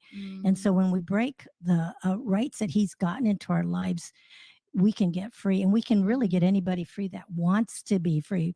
I think that's one of the biggest things. Do you really want to be free? Yeah. Do you want to be healed? You Yeah. know? So yeah. Wow. What would you say to people who think, I'm saved, I'm covered?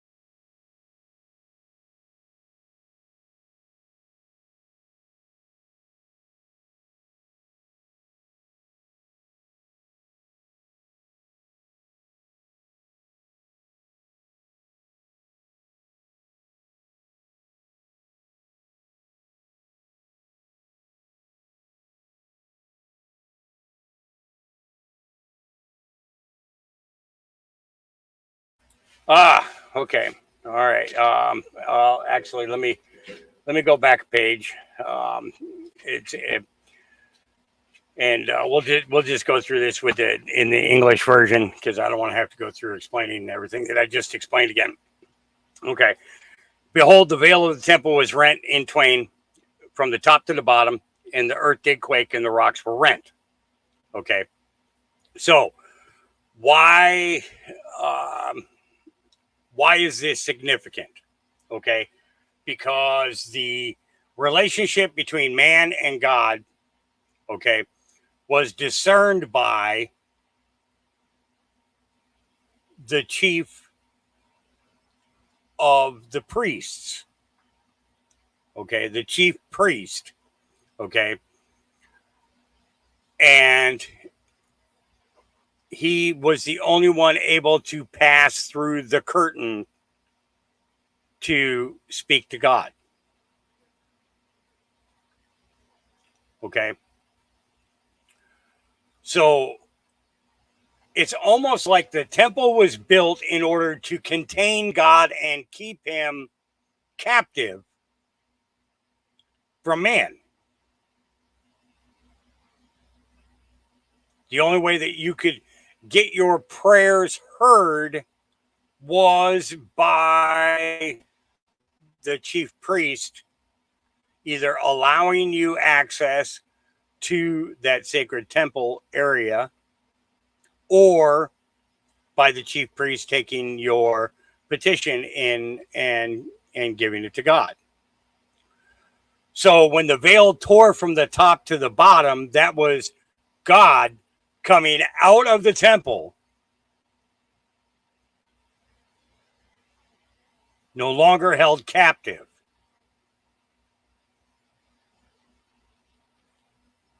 Am I making sense? So basically, the building of a new temple is a way to contain God, our creator. Okay. They had him captive in that temple since the day it was completed. Okay. So when the veil was torn from the top to the bottom, no man could reach the top. Okay. No man could reach the top of that curtain. Okay. And when the curtain was torn, it gave everybody access once again to our creator.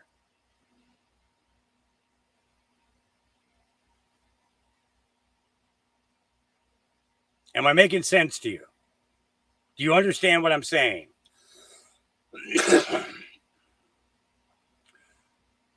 The chief priest of the Sanhedrin during the time of Christ was not just going from the Torah, he was also going from the Talmud. They were living the life of the Talmud. While God was trapped inside this temple, people could not communicate with him. Their prayers were not heard.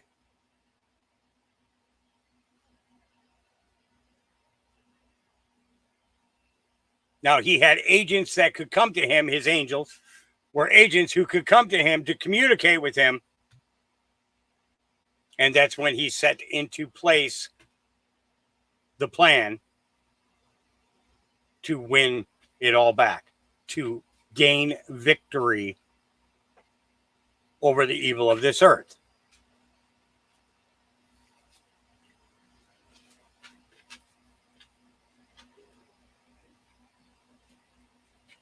You know, why do they call them houses of worship? Think about that for a minute. Houses of worship.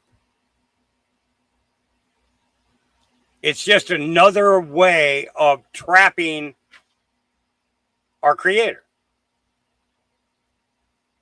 That the only way that God will hear your prayers is if you come to church. But what did Christ do? Christ taught everybody that the building doesn't matter. The temple does not matter. You are the church. When he changed Simon's name from Simon to Peter, he says, upon this rock, I will build my church. Did Peter go out and build a church? No, he didn't.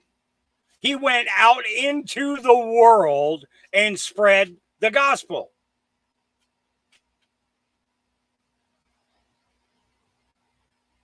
Now, he wanted to be able to go into the temple and be able to preach about Christ in the temple so that all that were there could understand that they themselves were the church.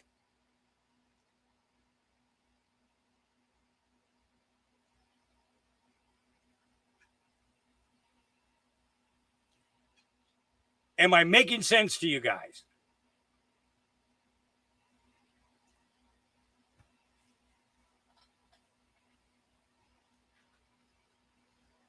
I hope so. I had to share that with you. I had to. Because I think it's too important that we have been missing so many things when it comes to the scriptures that we didn't understand. Why was this one man and a few other designated priests allowed to be the ones to go in and speak to God? Because he was captive. Not only did Christ set us free, but he set his Father free at the same time. I was watching an interesting video where a guy was having a debate with a couple of Muslims. And he had them open the Quran to a particular passage. And in that passage, it said that basically Christ was a spirit that Allah sent to earth through Mary, and watched during this video a whole bunch of Muslims convert instantly to Christianity because he proved it to them through their own scriptures in the Quran. Proved it. Had them read it themselves out loud in the broadcast, and when they read it, they all looked at each other like, oh my, we've been wrong all this time. How long do we have to be wrong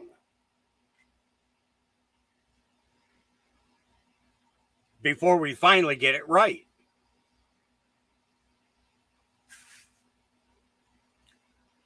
You know, I'm telling you, there's going to be so much more that as we move forward that we're going to learn about. And it's all there in the book. Okay. The problem is we're not reading it in the way that they would have read it 2,000 years ago. We're not reading it as they would have read it 1,000 years ago. We're not even reading it as they read it 300 years ago.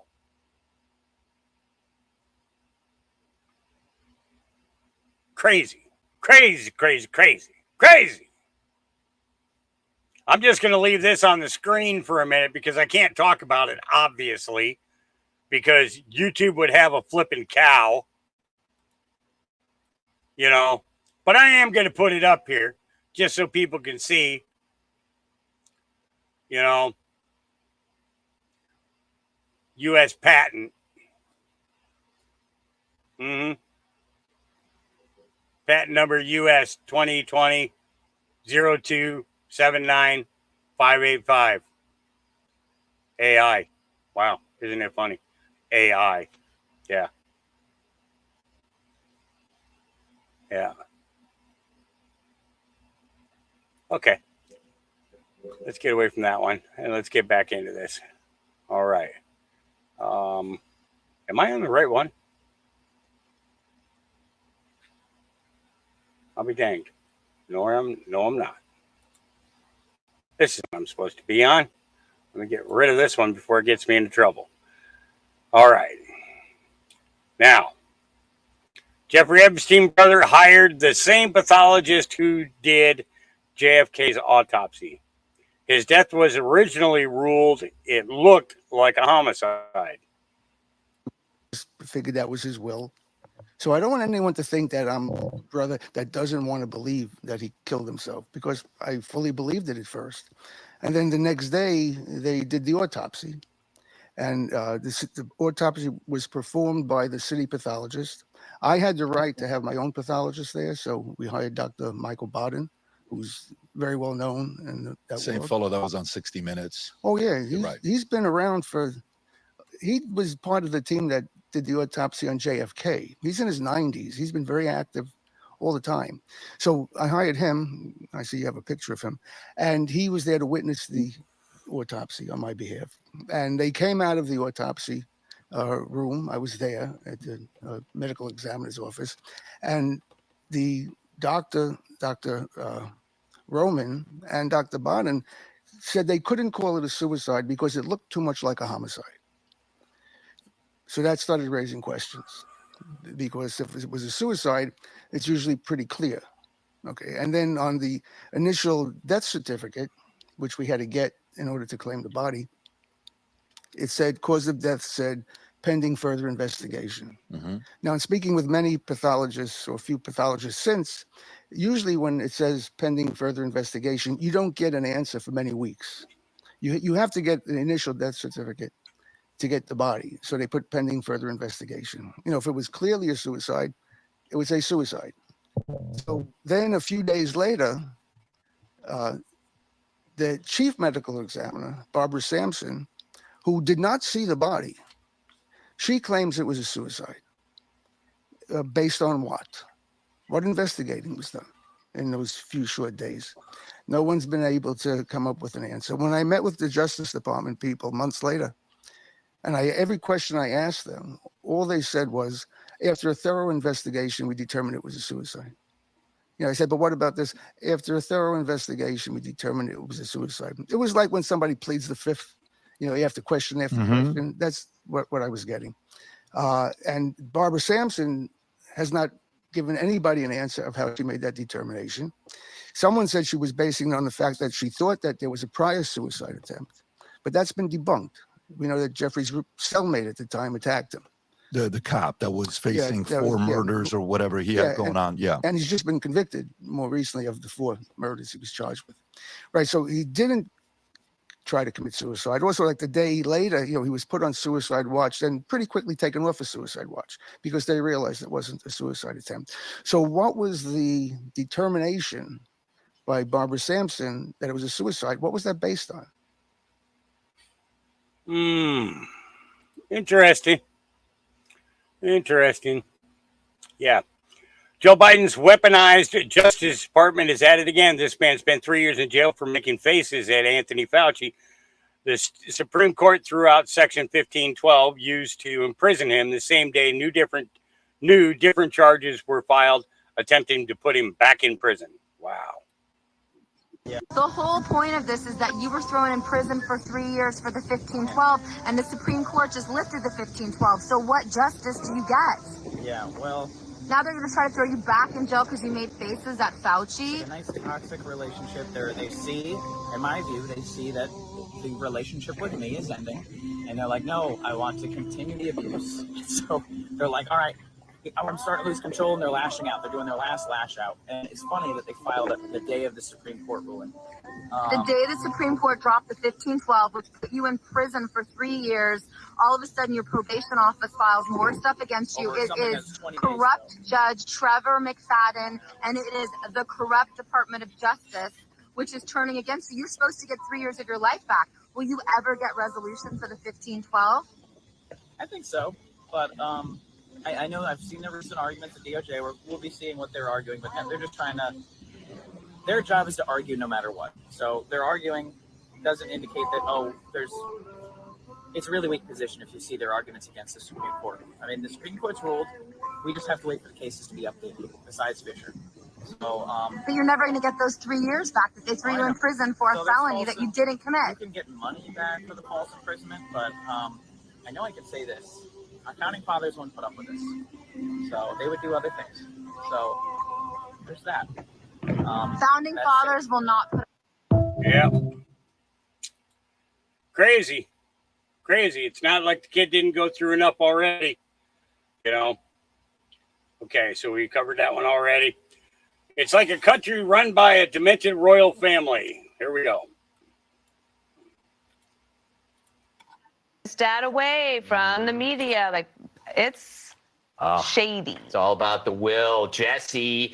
Isn't this like it's like a country run by a demented royal family, convicted felon, old dude with Alzheimer's, a fake doctor with Machiavellian tendencies, all huddled together. The very dog that bites everybody. Yeah, it is like a demented royal family. Yeah. So if you've cracked open the laptop, you understand why the Biden family, especially Hunter, puts family over country. They were willing to sell out the country to the Chinese for money, which they did. Now, no one should be surprised that they're putting, again, their family over the needs of everybody else, even in their own party, to make sure this guy's legacy stays intact. Hunter needs pardons. He needs off-ramps because of his mischievous behavior. And he needs a dad whose legacy isn't burned to the ground in order for him to survive financially after this is over. Yeah, Judge, isn't this all about managing what's left? Managing what's left. Yeah. Well, by the time we're done with them, there won't be anything left.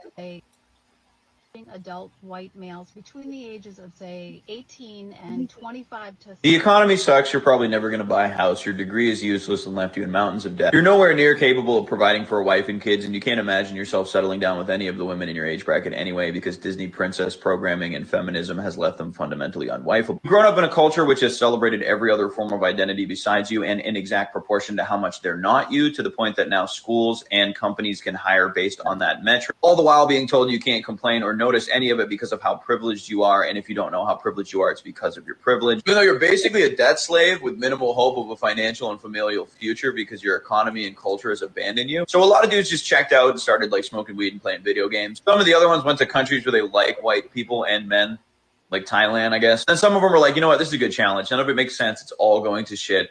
But fuck it, I want a big house, and if you come on my land, I'm going to shoot you with guns. I want a bunch of kids and a wife churning butter. I'm going to make it happen, you fucks. Tell me. Adult white. Yeah. Tell me I can't do it, because I'm going to do it. Yeah. All right. Whoopi Goldberg might not care what Joe Biden looks like on national stage, but I do. Whoopi Goldberg is trending, and just watch. I wasn't here on the day that y'all talked about it. I don't care if he's pooped his pants. I don't care if he can't put a sentence together. Show me he can't do the job, and then I'll say, okay, maybe it's time to go. Now, he had a bad night the first time that he went out and debated with Kamala Harris. And everybody wanted him to quit then, say you can't talk to women like this, or you're doing this wrong, you're doing that wrong. He came back, said, you know what, I got it, and gave 4 years.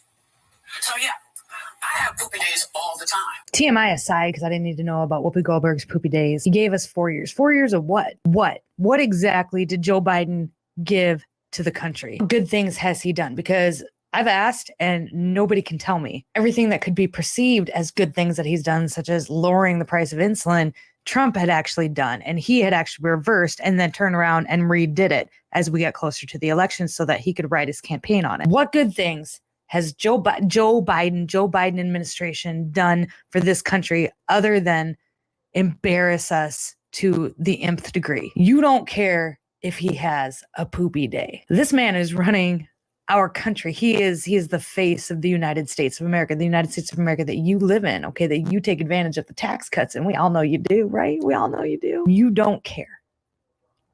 It doesn't matter to you what he looks like on a national stage. This is why, ladies and gentlemen, you do not let anybody from Hollywood influence you on your vote, on anything that you do. These people are on a completely different planet than you are. Goldberg ain't look like she missed a meal, okay? But how are you doing?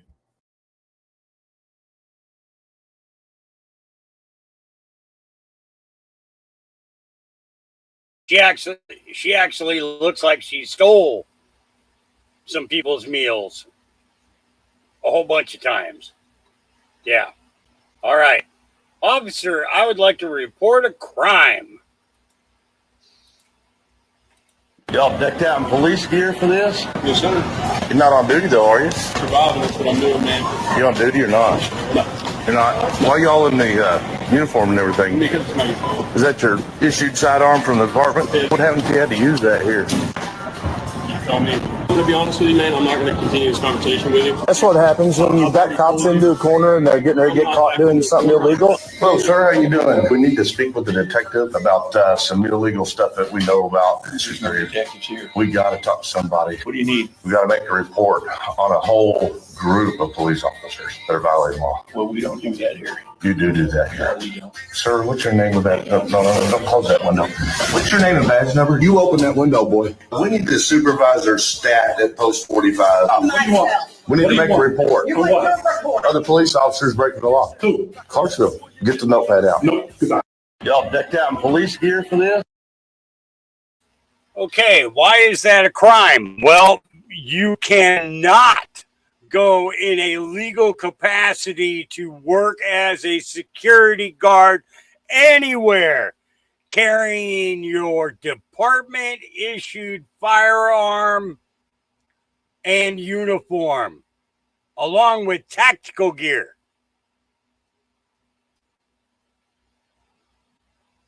That cop was in fact breaking the law.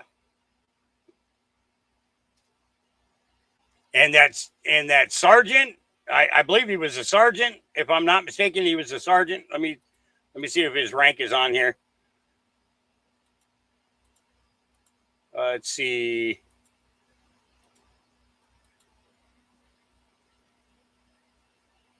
I'm not seeing it on his collar. Let's see when he comes outside of that room.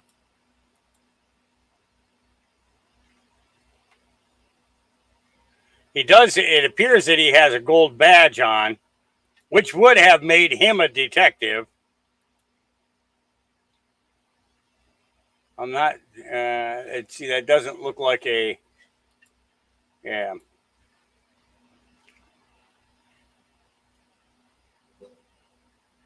But this other officer just covered up for him. Yep. All right. Representative Lauren Boebert calls out illegal migrants being allowed to vote in America. Here we go. As if free flights, free phones, free healthcare, free education, free lawyers, and other freebies being offered to illegal aliens weren't already enough, the D.C. City Council decided to now give illegal aliens the right to vote, a right that more than 1.1 million American military service members have given their lives for. Giving this right to illegal aliens as if our government is the Oprah Winfrey show. You get a vote, you get a vote, you get a vote. It makes a mockery of the constitutional republic, of our brave heroes who fought and died for to defend. The right to vote is the most sacred right in our constitutional republic. Giving the right to vote to non-citizens cheapens this sacred right by discounting the value of citizens' votes. It also cheapens the value of American citizenship and cheapens our standing around the world as we incentivize the invasion of our own country. Under Biden's watch, over 4.6 million illegal aliens, and those are just the ones that we know of, have already crossed our wide open southern border that Secretary Mayorkas and Joe Biden refused to secure, that Democrats could have done something about for the past 2 years when they held all levers of power and refused to do so. Well, by the end of the year, Biden will have let in more illegal aliens than the entire population of my state of Colorado. Instead of trying to secure the border, Democrats are more focused on giving illegal aliens more handouts and privileges, including giving them the right, the sacred right, to vote. These illegal aliens are even treated oftentimes better than our veterans who are struggling to have their health needs met, to have health care, to get the services that we promise them for their great service. But it is immediately given to those who come across our southern border illegally. Let's put American citizens first, not cheapen their votes. Let's pass this legislation and ensure the voice of the American people is heard without interference from foreign nationals. I urge support of the underlying bill. And Mr. Speaker, I yield back to the gentleman. All right. Okay, so why is Jeff Bezos able to ship things? Because they actually have a contract. This is the thing. They have a contract with the post office, with USPS, and believe me, shipping is not free for them. But it appears that most of the postal workers believe that packages coming for free from Amazon can be delayed as long as possible because of the fact that, the longer they hold on to it, the longer you ain't got it, it's pretty much it.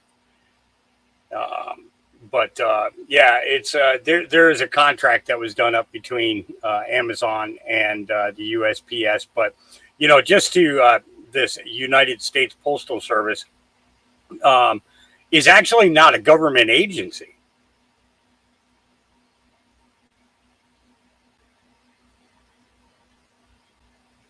It's not a government agency.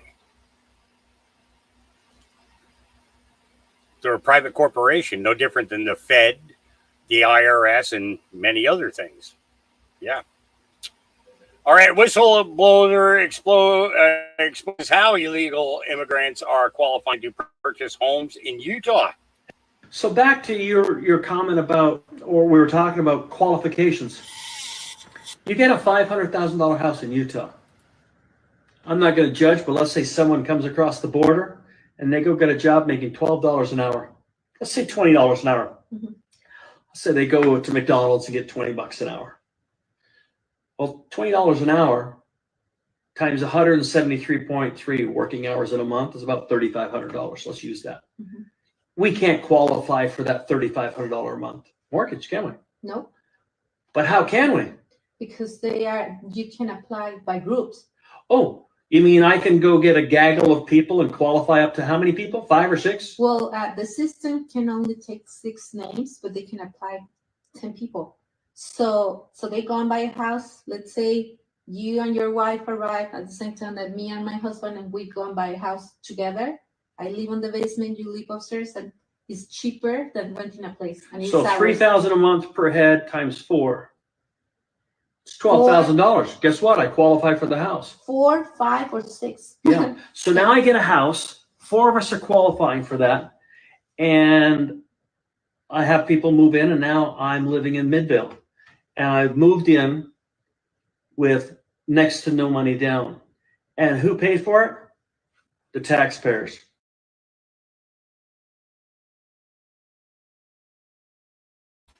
Yep. Yep. Where is Kristi Noem?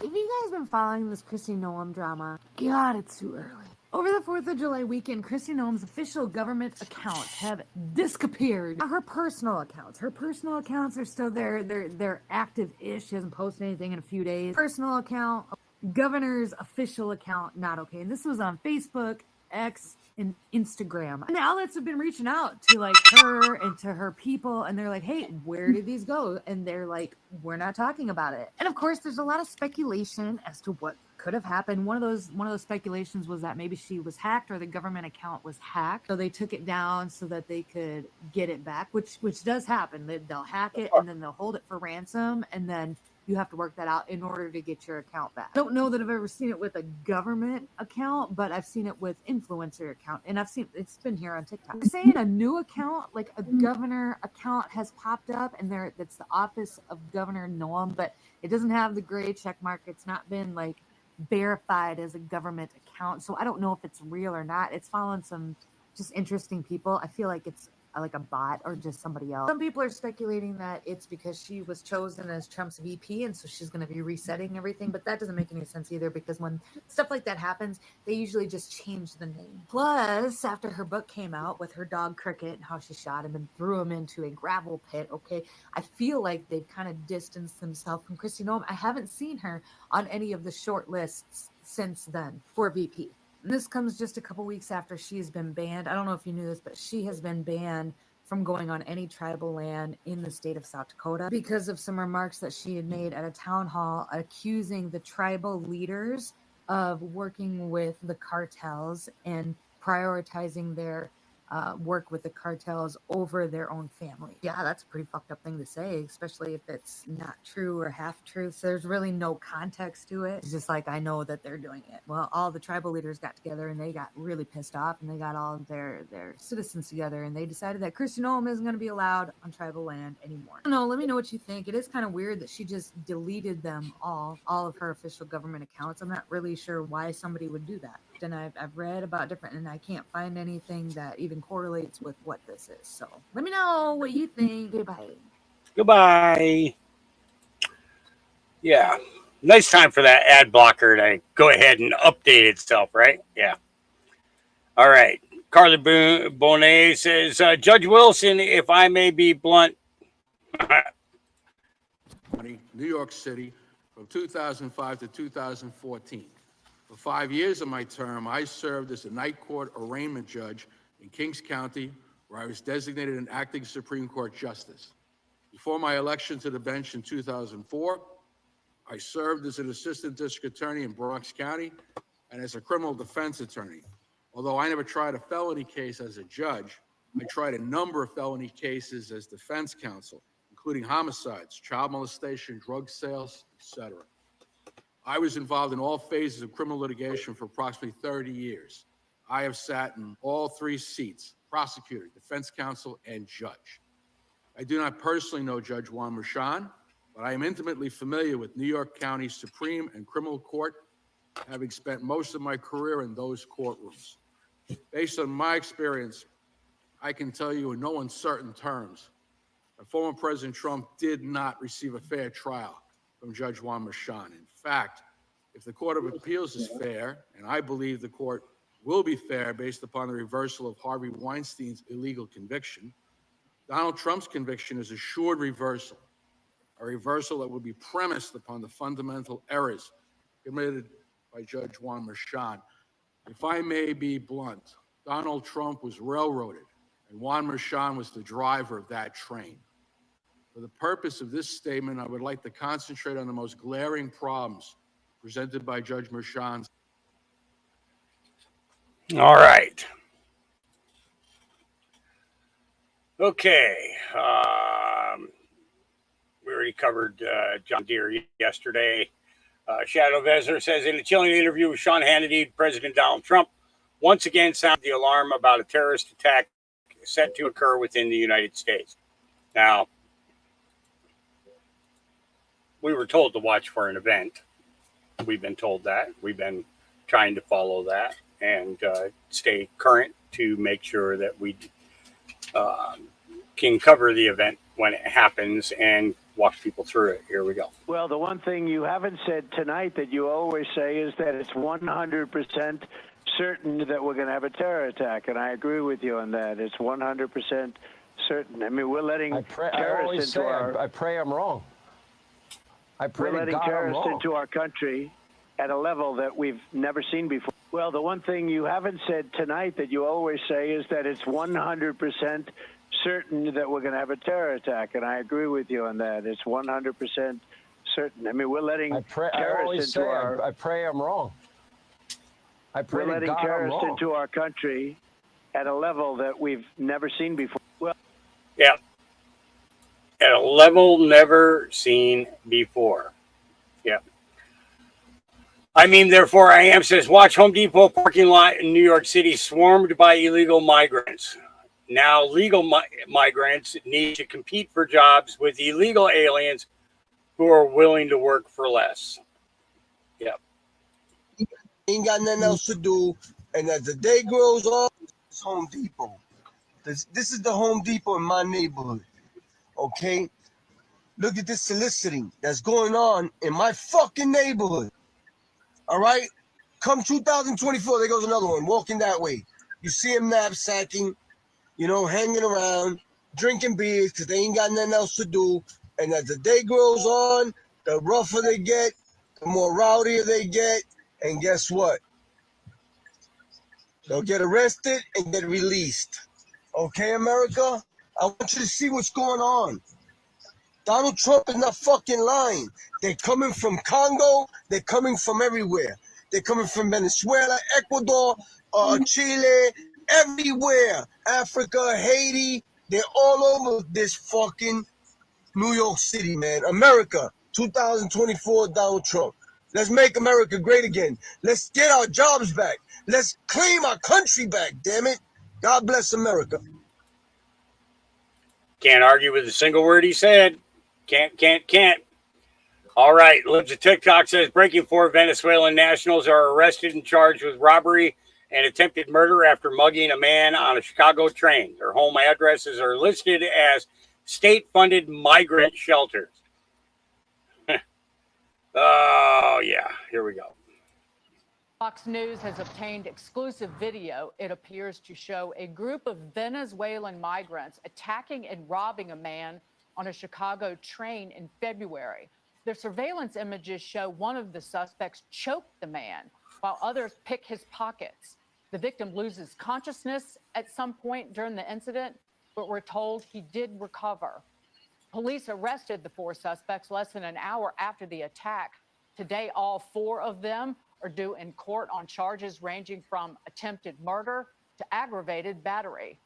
It's another reminder of how the border crisis is taking a toll across this country. And Dagan, we're waiting for these 4 Venezuelan suspects to go before the judge. Court has been delayed just a bit this morning, but they are charged in relation to this blatant strong-arm robbery on one of Chicago's L trains. We told you about this case back in February, and now we can show you the video. It happened just before rush hour in Chicago. The suspects appear to befriend the victim. They drink and they smoke on the train right up to the time one puts him into chokehold. Court documents say they put a knife to his neck as well. The others can be seen rifling through the pockets of the victim. The court documents say they got $400 and a cell phone before leaving the victim unconscious in the back of the train car. Witnesses got on the emergency call button to notify authorities. Them guys just got off the train, man. They just robbed this, the migrants just got off the train. They just robbed this guy back here, and he look like he's asleep. I hear him breathing, but you know what I'm saying? He right there by the door. I want to touch him. All right, I'll be back there as soon as we get in the class. The train was held until the 4 suspects were arrested. Fernando Loyo Rodriguez, Carlos Carreno, Yanni Arguasa, Macari Garcia had all been on pretrial release for shoplifting cases, but together with Wilker Gutierrez Sierra, they're all now looking at charges ranging from attempted murder to robbery and aggravated battery. The 4 men listed their home addresses as state-funded migrant shelters. Yeah. Crazy. All right. Ian Miles Chung says, give this woman a medal for speaking up. Migrant crime is out of control. Now I'm going to do something which most journalists and presenters wouldn't dare do. That is going down the route of a particularly taboo story that is close to my heart, shall we say. And I'll tell you why. It's all about crimes and migrants committing crimes. And I'll tell you why. this is particularly close to my heart because, to coin a favourite phrase of the left wing, it has been my lived experience over the past 3 years or so that a lot of crimes happening against women especially seem to be committed by people who aren't from this country. I've been followed home with a man in one of those Afghan kolpal hats chuntering away in some language all the way to my front door. I had to hide in my neighbour's house and pretend I didn't live in my house because he was lurking around outside trying to do indecent things to himself. That's right. I've also had my phone robbed off me by a Roma woman with a scarf on.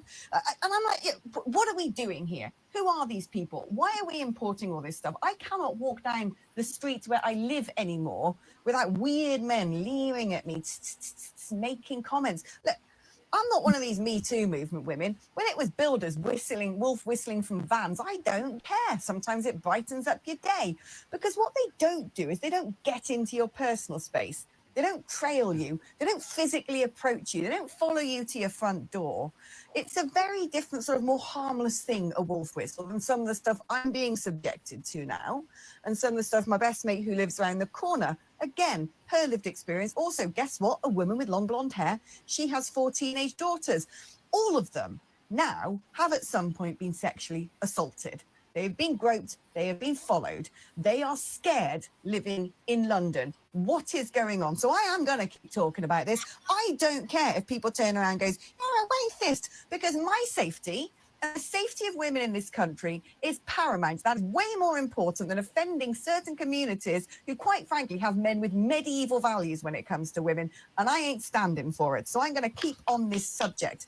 Now, one thing I think we need to do in this country is publish statistics on crime by nationality. We don't do it. Apparently we don't keep them. We're too lily-livered. Oh, we keep statistics on the victims of crime by nationality. So we can turn around and go, oh, look, it's all poor people who are not from here being targeted. What about the fact that actually, if you look on, there's this brilliant website about organised crime around the world. The contributors to that are people like the CIA, Interpol, Europol, and they've got all the stats of who's committing crime where in what countries. It's an amazing deep dive. You can go onto this map and zoom in on a particular nation that explains all the sort of trends and patterns. About 90% of our organised crime was being committed by Albanians. I mean, for crying out loud, what are we importing? Good question. Only it's there's quite a few countries that are doing the importing. All right, conservative Ant, here we go. The president will hold a press conference. I guess a big boy press conference is what we're calling it. Oh, we're gonna have a big boy press conference. Let's talk about what diapers you're gonna wear and what ice cream you're gonna eat today. Fucking joke on the administration. You guys are ridiculous, man. Ant didn't even have to say anything, did he? Yep. All right, here we go. Hey everyone, Judicial Watch President Tom Fitton here with some big news. We have a civil rights lawsuit for Mississippi voters who object to that state's counting ballots for up to 5 days that arrive, absentee ballots, after an election. Federal law allows for an election day, not an election week.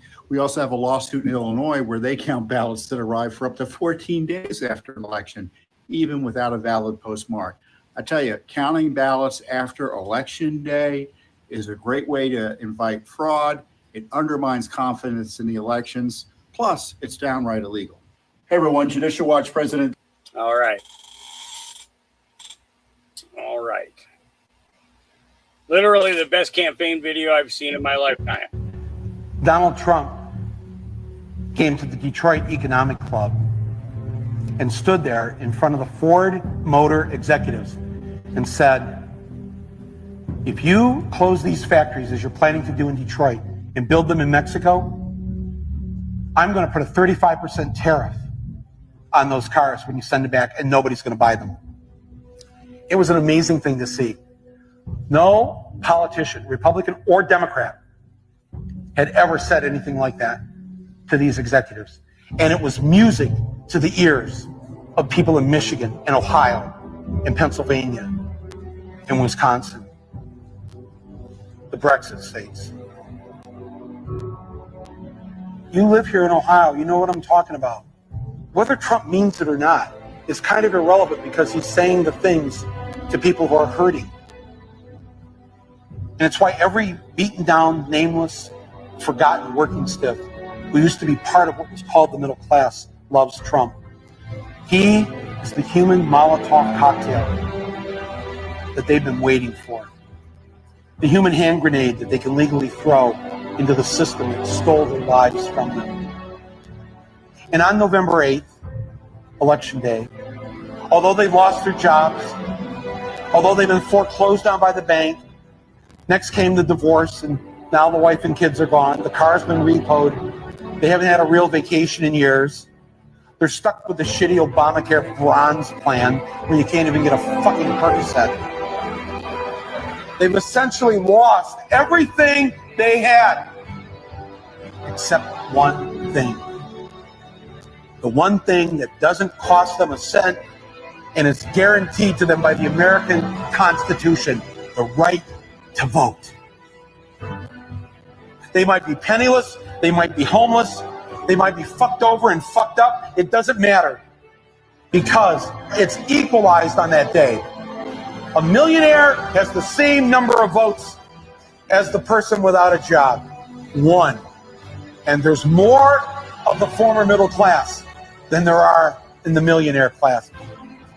So on November 8th, the dispossessed will walk into the voting booth, be handed a ballot, close the curtain, and take that lever, or felt pen or touchscreen, and put a big fucking X in the box by the name of the man who has threatened to upend and overturn the very system that has ruined their lives.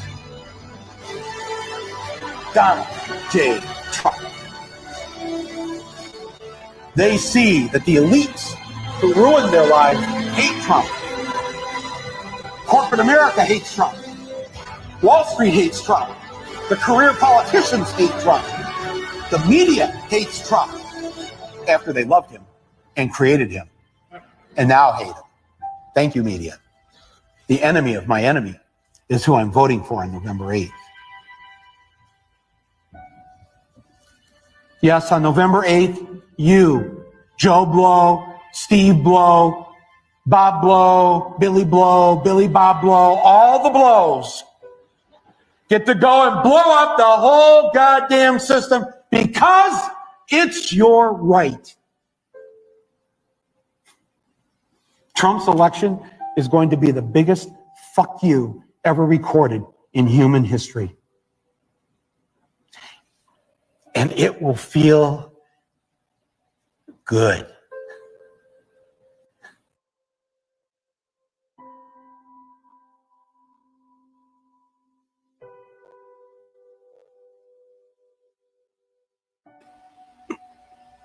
And what a wonderful fuck you it will be. Yep. All right. Military tribunals incoming and wouldn't be on the mainstream media. Hump, Peter Baker, is expressing support for holding televised military tribunals against former Republican Congresswoman Liz Cheney. The former president reposted this image on his Truth Social account on Sunday. It reads, quote, Liz Cheney is guilty of treason. Read Truth if you want televised military tribunals. In response, Cheney wrote on X, quote, Donald is this is the type of thing that demonstrates yet again that you are not a stable adult and you are not fit for office. Of course, we've had that conversation, Peter Baker, about all those who are calling for Joe Biden to step down, worried about his fitness, and just letting all of this go by. It's not that let it go by, but they don't make it like a call for him to step down and a call for Americans to look at his fitness. We'll put that aside for a second. And I ask you, should Donald Trump be taken seriously about his threats? Can we look at his first or second campaign and the promises he made and then the things that he followed through on and draw to that as knowing that his pattern would be the answer is yes? Yeah. How do you how do you get people talking about topics that you need them to talk about, uncomfortable topics like military tribunals? You get the mainstream media to do it first. That's what you do. That's exactly what's happening. Representative Cohen just exited the DNC headquarters where DNC leadership discussed how to replace Biden. This is actually kind of funny. You all on the same page? No, What do you mean you're not on the same page? they're not even in the same book. Was there Support a President concession in Biden. the What's room? the outcome of that meeting? You all on the same? We're not even in the same book. Democrat Party in total chaos. Yep. All right. An uncomfortable topic for men. Women, pay attention. Breaking news. They have found arsenic, lead, and other toxic metals in tampons. So Berkeley has officially done the first study to measure toxic metals in tampons. And what they found is not good. So they basically tested a wide range of different brands in the US and Europe. So like I said, this is the first paper to measure metals in tampons. And concerningly, they found concentrations of all metals that they tested, including toxic metals like arsenic and lead. So if you didn't know, metals have been found to increase the risk of dementia, infertility, diabetes, cancer. They can even damage the liver, kidneys, and brain, as well as the cardiovascular system. So Berkeley tested 16 metals, on 30 tampons from 14 different brands, and they found metals in every single one. Now, what's interesting is they found that organic tampons had less lead but more arsenic, and regular tampons had more lead and less arsenic.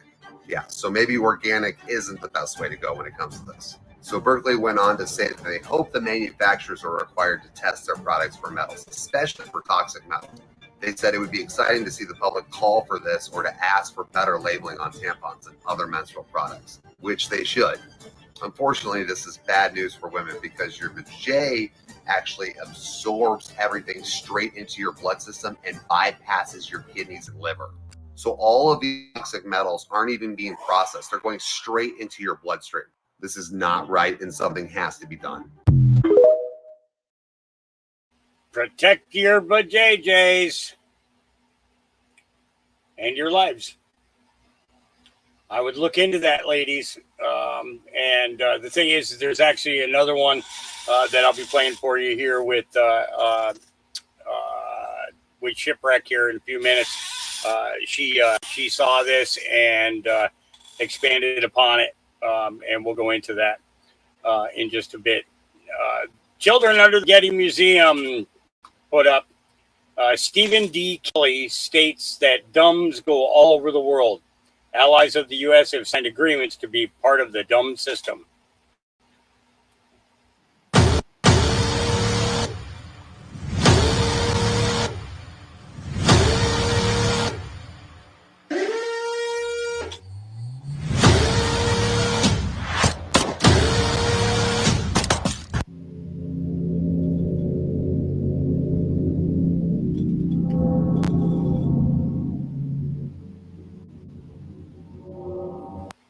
Satanic underground bunker protecting the elevator access to military NSA LA DUMB, 100,000 children, child sex slaves, adrenochrome, MK Ultra Monarch.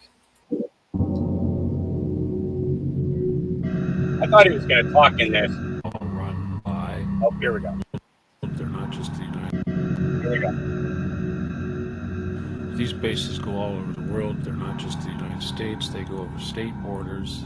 Obviously, anybody that is a ally of the United States, such as the UK, is going to have several of these bases, and they're all run by the NSA. These countries that have these bases have signed over all their sovereignty and their security. They've signed security agreements post-World War II that gave the NSA control of their country. Now, bear in mind that when you dig a tunnel underneath the border from one country to another, from one state to the next, you supersede laws and regulations on the surface. There is no state, country, borders, underground. It's all one big thing. and it's three-dimensional, which means it's extremely large. Unlike what we think we build on the surface as being large.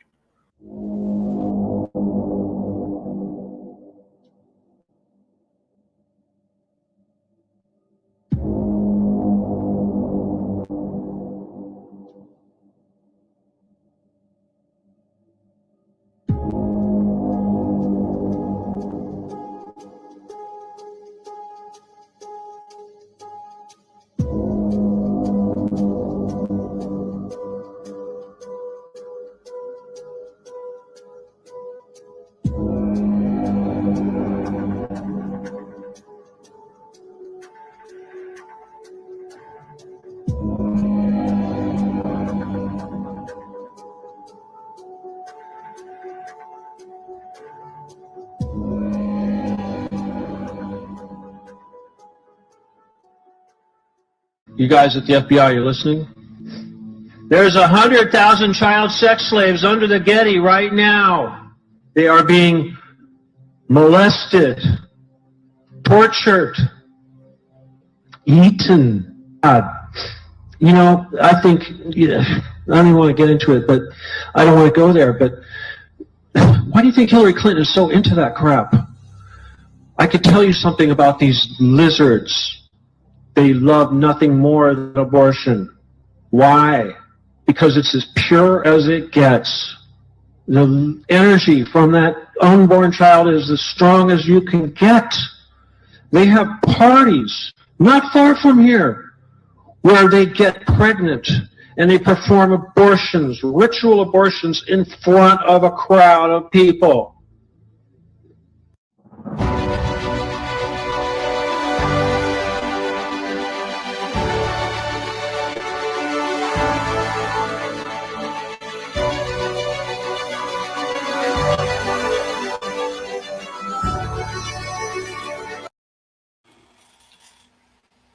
And we've been following the actions of the tunnels for a while now.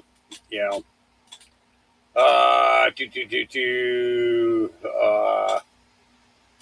All right, we're getting close. All right. Good morning. There is no longer any doubt that Joe Biden is unfit to be our commander-in-chief. The Biden White House, far-left House Democrats, and the mainstream media are in complete disarray because they know this to be true and have been caught participating in one of the greatest media cover-ups in American history. For the last 3.5 years, House Republicans and the American people have been demanding details about Joe Biden's mental and physical decline.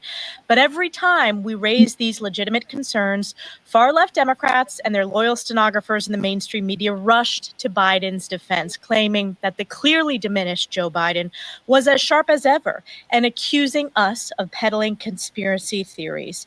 The cover-up is over and accountability is here. For years, House Republicans have known that Joe Biden is unfit for office. We also know that he will go to any lengths to maintain his grip on power. This is why it is so crucial that we take every possible measure to ensure that the 2024 presidential election is free from election interference and is constitutional. As part of that ongoing effort, House Republicans are bringing to the floor this week Congressman Chip Roy's Safeguard American Voter Eligibility Act, which requires individuals to provide proof of citizenship when registering to vote in federal elections. Not surprisingly, the Biden White House, whose far-left open border agenda has let in millions, over 10 million illegal immigrants, is against our bill. This is a very simple and logical concept rooted in the Constitution.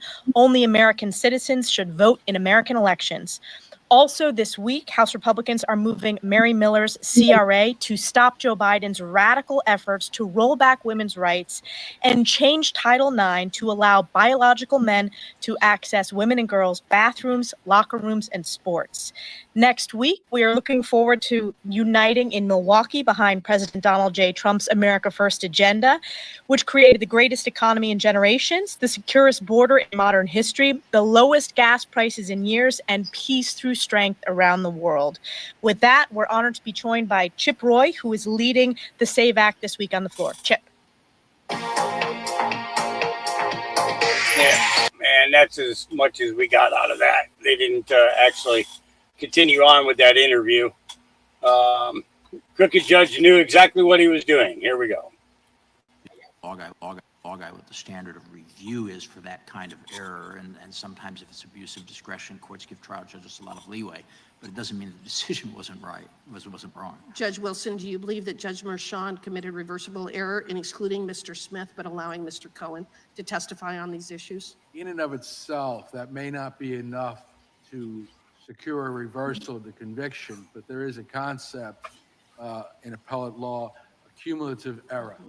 And what I believe we've seen in the Trump trial is a series of errors, one piled upon the other, cumulative errors that when you put them all together show that Donald Trump did not have a fair trial and that his conviction should be reversed. I'm absolutely convinced that his conviction will be reversed. And I also believe that Judge Merchan was well aware of that when he made the decision during the course of trial that he did. I found his decisions to be egregious reversible error on so many different levels. Thank you all for being here today. And with that, Yeah. Egregious. Nice word. All right, here we go. Law guy with the standard. I cannot believe I'm saying this, but did Kim Clement prophesy of a terrorist attack happening in Chicago at the Democratic National Convention? I know this sounds crazy, especially coming from me since I have been very skeptical of Kim Clement, but you guys need to see this. I will lay out the information for you guys, play the clip, and from there, you can decide what to believe. So we all know by now that the Democratic National Convention takes place in Chicago. So apparently the Marriott and the Hyatt Regency are to welcome the DNC as official hotels for the Chicago Convention. So according to the Chicago Sun-Times, the Marriott and Hyatt are set to harbor the Biden for President campaign, the Democratic National Committee, and masses of media. So now with this information that Chicago is holding the convention and the Hyatt Regency is one of the official hotels holding these individuals, listen to this clip from Kim Clement back in January of 2015. I saw it, and I'll tell you what I saw. I saw the Hyatt Regency Hotel. It was not any other hotel. I was in it, I was on the 9th or the 10th floor, and suddenly the walls began to crumble down as there was a terror attack. I'm not sure of the city, but I think it could have been Chicago or that region. And the Spirit of the Lord said, even though this shall be something that is only brought upon by those that have been unrighteous, those who have rejected Israel, I told you, Mr. Obama, I told you, if you do not have a captivating love for my Israel, then there shall be death on your streets. There shall be bloodshed in America. But God said, I'm waiting to hear the sound of light. For there shall be bloodshed and there shall be more. But I shall hold back the terror that came on 9/11. But I have said to my prophet, there shall never be another 9/11 in your generation. Therefore those words shall stand, but terror shall be applied to those that have wasted my time. Therefore, watch out, for God says, even though it shall be a strike, it shall not be successful, says the Lord. For many years ago, in a Hyatt Regency, my prophet stood and prophesied, and yes, said the Lord, it did happen. But I raised up a man that stood against Islam. I raised up a man that stood against the nations that would come against Israel. Where is that man? I call for that man now, says the Lord. I call for that man again to come onto the scene and take the seat in the White House and be a normal president, says the Lord. Yeah, I'm not sure exactly what to make of this. I like to always keep an open mind, and we'll have to wait and see what happens in August at the Democratic National Convention. But I really could not believe my ears when I heard this. He names the Hyatt Hotel in Chicago, and then he talks about this man who will come back into the White House again. I mean, who else could that be? And you guys who know my channel understand my opinion on Trump. And I'm just trying to process this information. But man, we can all feel like something is going to happen, right? Everyone's talking about some type of an attack, some type of whatever. And that would be a perfect time for the Democrats to gain support and sympathy, and they could blame MAGA, whatever. They can blame whoever they wanted for this. Again, I don't know what to do with this information. I am being honest with you guys. I am being humble here with telling you I don't know it all. I don't. Take it to the Lord in prayer. But this was really interesting to hear this clip from 2015, almost 10 years ago. So, again, guys, take it to the Lord. We will see what happens. Now, if nothing happened, clearly, all right, there you go. Throw that away. But if something does happen, we're really going to need to lean on the Lord for discernment and everything. So, with that, guys, let me know what you think. What's going on? Is Kim Clement a legit prophet, false prophet? Is this all a coincidence? Is it demonic? What do you think? Because I'm at a loss right now with this. I have my opinions, but I will have to wait and see how everything unfolds in August. Love you all so much. God bless. And remember, the just shall live by faith. Interesting. Yep, interesting. There was a couple more I wanted to do. See if I can find them. Here we go.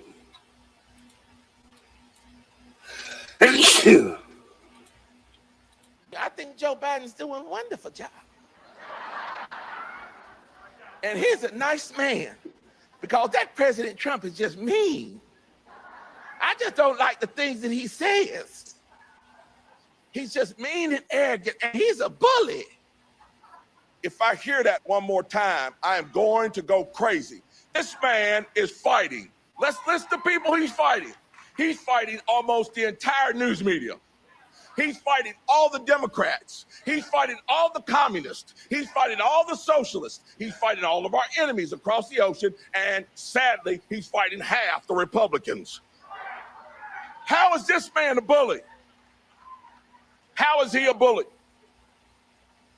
You see, we hear that at work sometimes, some of us, and we're a little shy about stepping up, standing up, saying anything. People look at us and say, why are you a Republican? We say, well, you know, my mom voted Republican. I like Ronald Reagan. I think he did a great job, and I like Reagan. And so that's why I'm a Republican. We shy away from the truth. We don't want to look at that person and say, you know, well, wasn't it the Republican Party that was formed to stand up for the Republic? Not the democracy like you see played on the news every day. You see, them folks want a democracy. They want the mob to rule. They don't want this republic.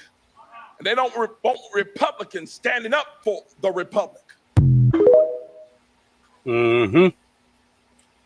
Yep. Lieutenant Governor Mark Robinson there. I would like to see him as Trump's VP if Junior's not alive. That's what, yeah, think about it. Think about it. That man is 100% constitutional from head to toe. Head to toe. All right. Let's see.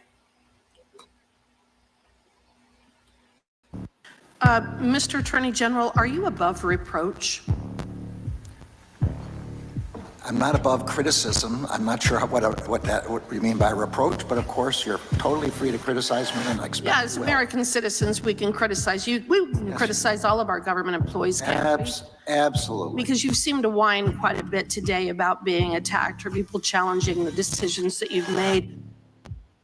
A justice system can survive those who challenge the prosecutors, but it can't survive those who prosecute the challengers. Just kind of the situation we're in with the Biden administration and you at the helm. The undercover video featured an IRS official privately admitting that the IRS had been using AI to spy on Americans' bank accounts en masse in real time. Attorney General, would you agree with me that if the federal government were operating this form of financial surveillance program, there would be serious Fourth Amendment as well as other statutory and civil rights implications, considering that there is no individual probable cause and no search warrants are being obtained? I would be stunned if the Justice Department has the kind of AI Would you- would- capabilities that you're talking about. Would you agree We're with doing me that, would everything you we agree can with to me? learn about this. Would you agree with me that if they were engaging in that kind of surveillance, it would have serious Fourth Amendment implications? I can't understand the kind of surveillance that you're talking about. Fourth Amendment prevents unreasonable searches and seizures without a warrant. If that's what we're doing, Have of course that would you violate the been Fourth Amendment. in contact with any of our tribes about the impact that mass illegal immigration, human trafficking, and drug smuggling are having on their The members? answer to your question is Congress is not giving us money for FBI agents to go into the reservations. Oh, so this is Congress's fault that you won't do your job? It's Congress's This fault. is Congress's fault that you won't protect I will do our my- reservation, that you won't protect our reservations from the consequences of the Biden and Mayorkas open border policies. That's Congress's fault, not theirs. If you give us money for more FBI Oh, you agents. need more money for FBI agents. They How will about go if to they the just reservation. enforce the border? How about if you ask them to enforce the border?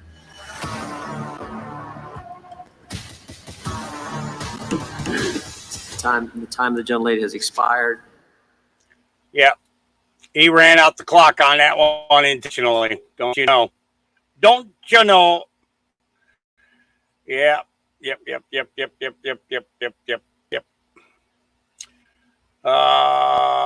What they did to President Trump was illegal. Here we go. In his the lead prosecutor, Matthew Colangelo, in his opening statement in the court, accused President Trump of violating the Federal Election Campaign Act.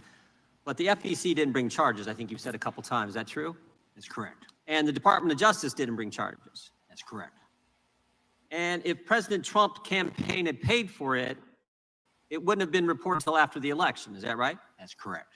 And did President Trump's campaign have the money to pay for it? Yes, they had plenty of money. They had like $7-8 million still on hand on election day, I think, right? Yes. And certainly President Trump had the money to pay for it. He's not. Yes, he'd already spent over $60 million on it. Yeah, he had. So they'd already done that. Was it a political contribution?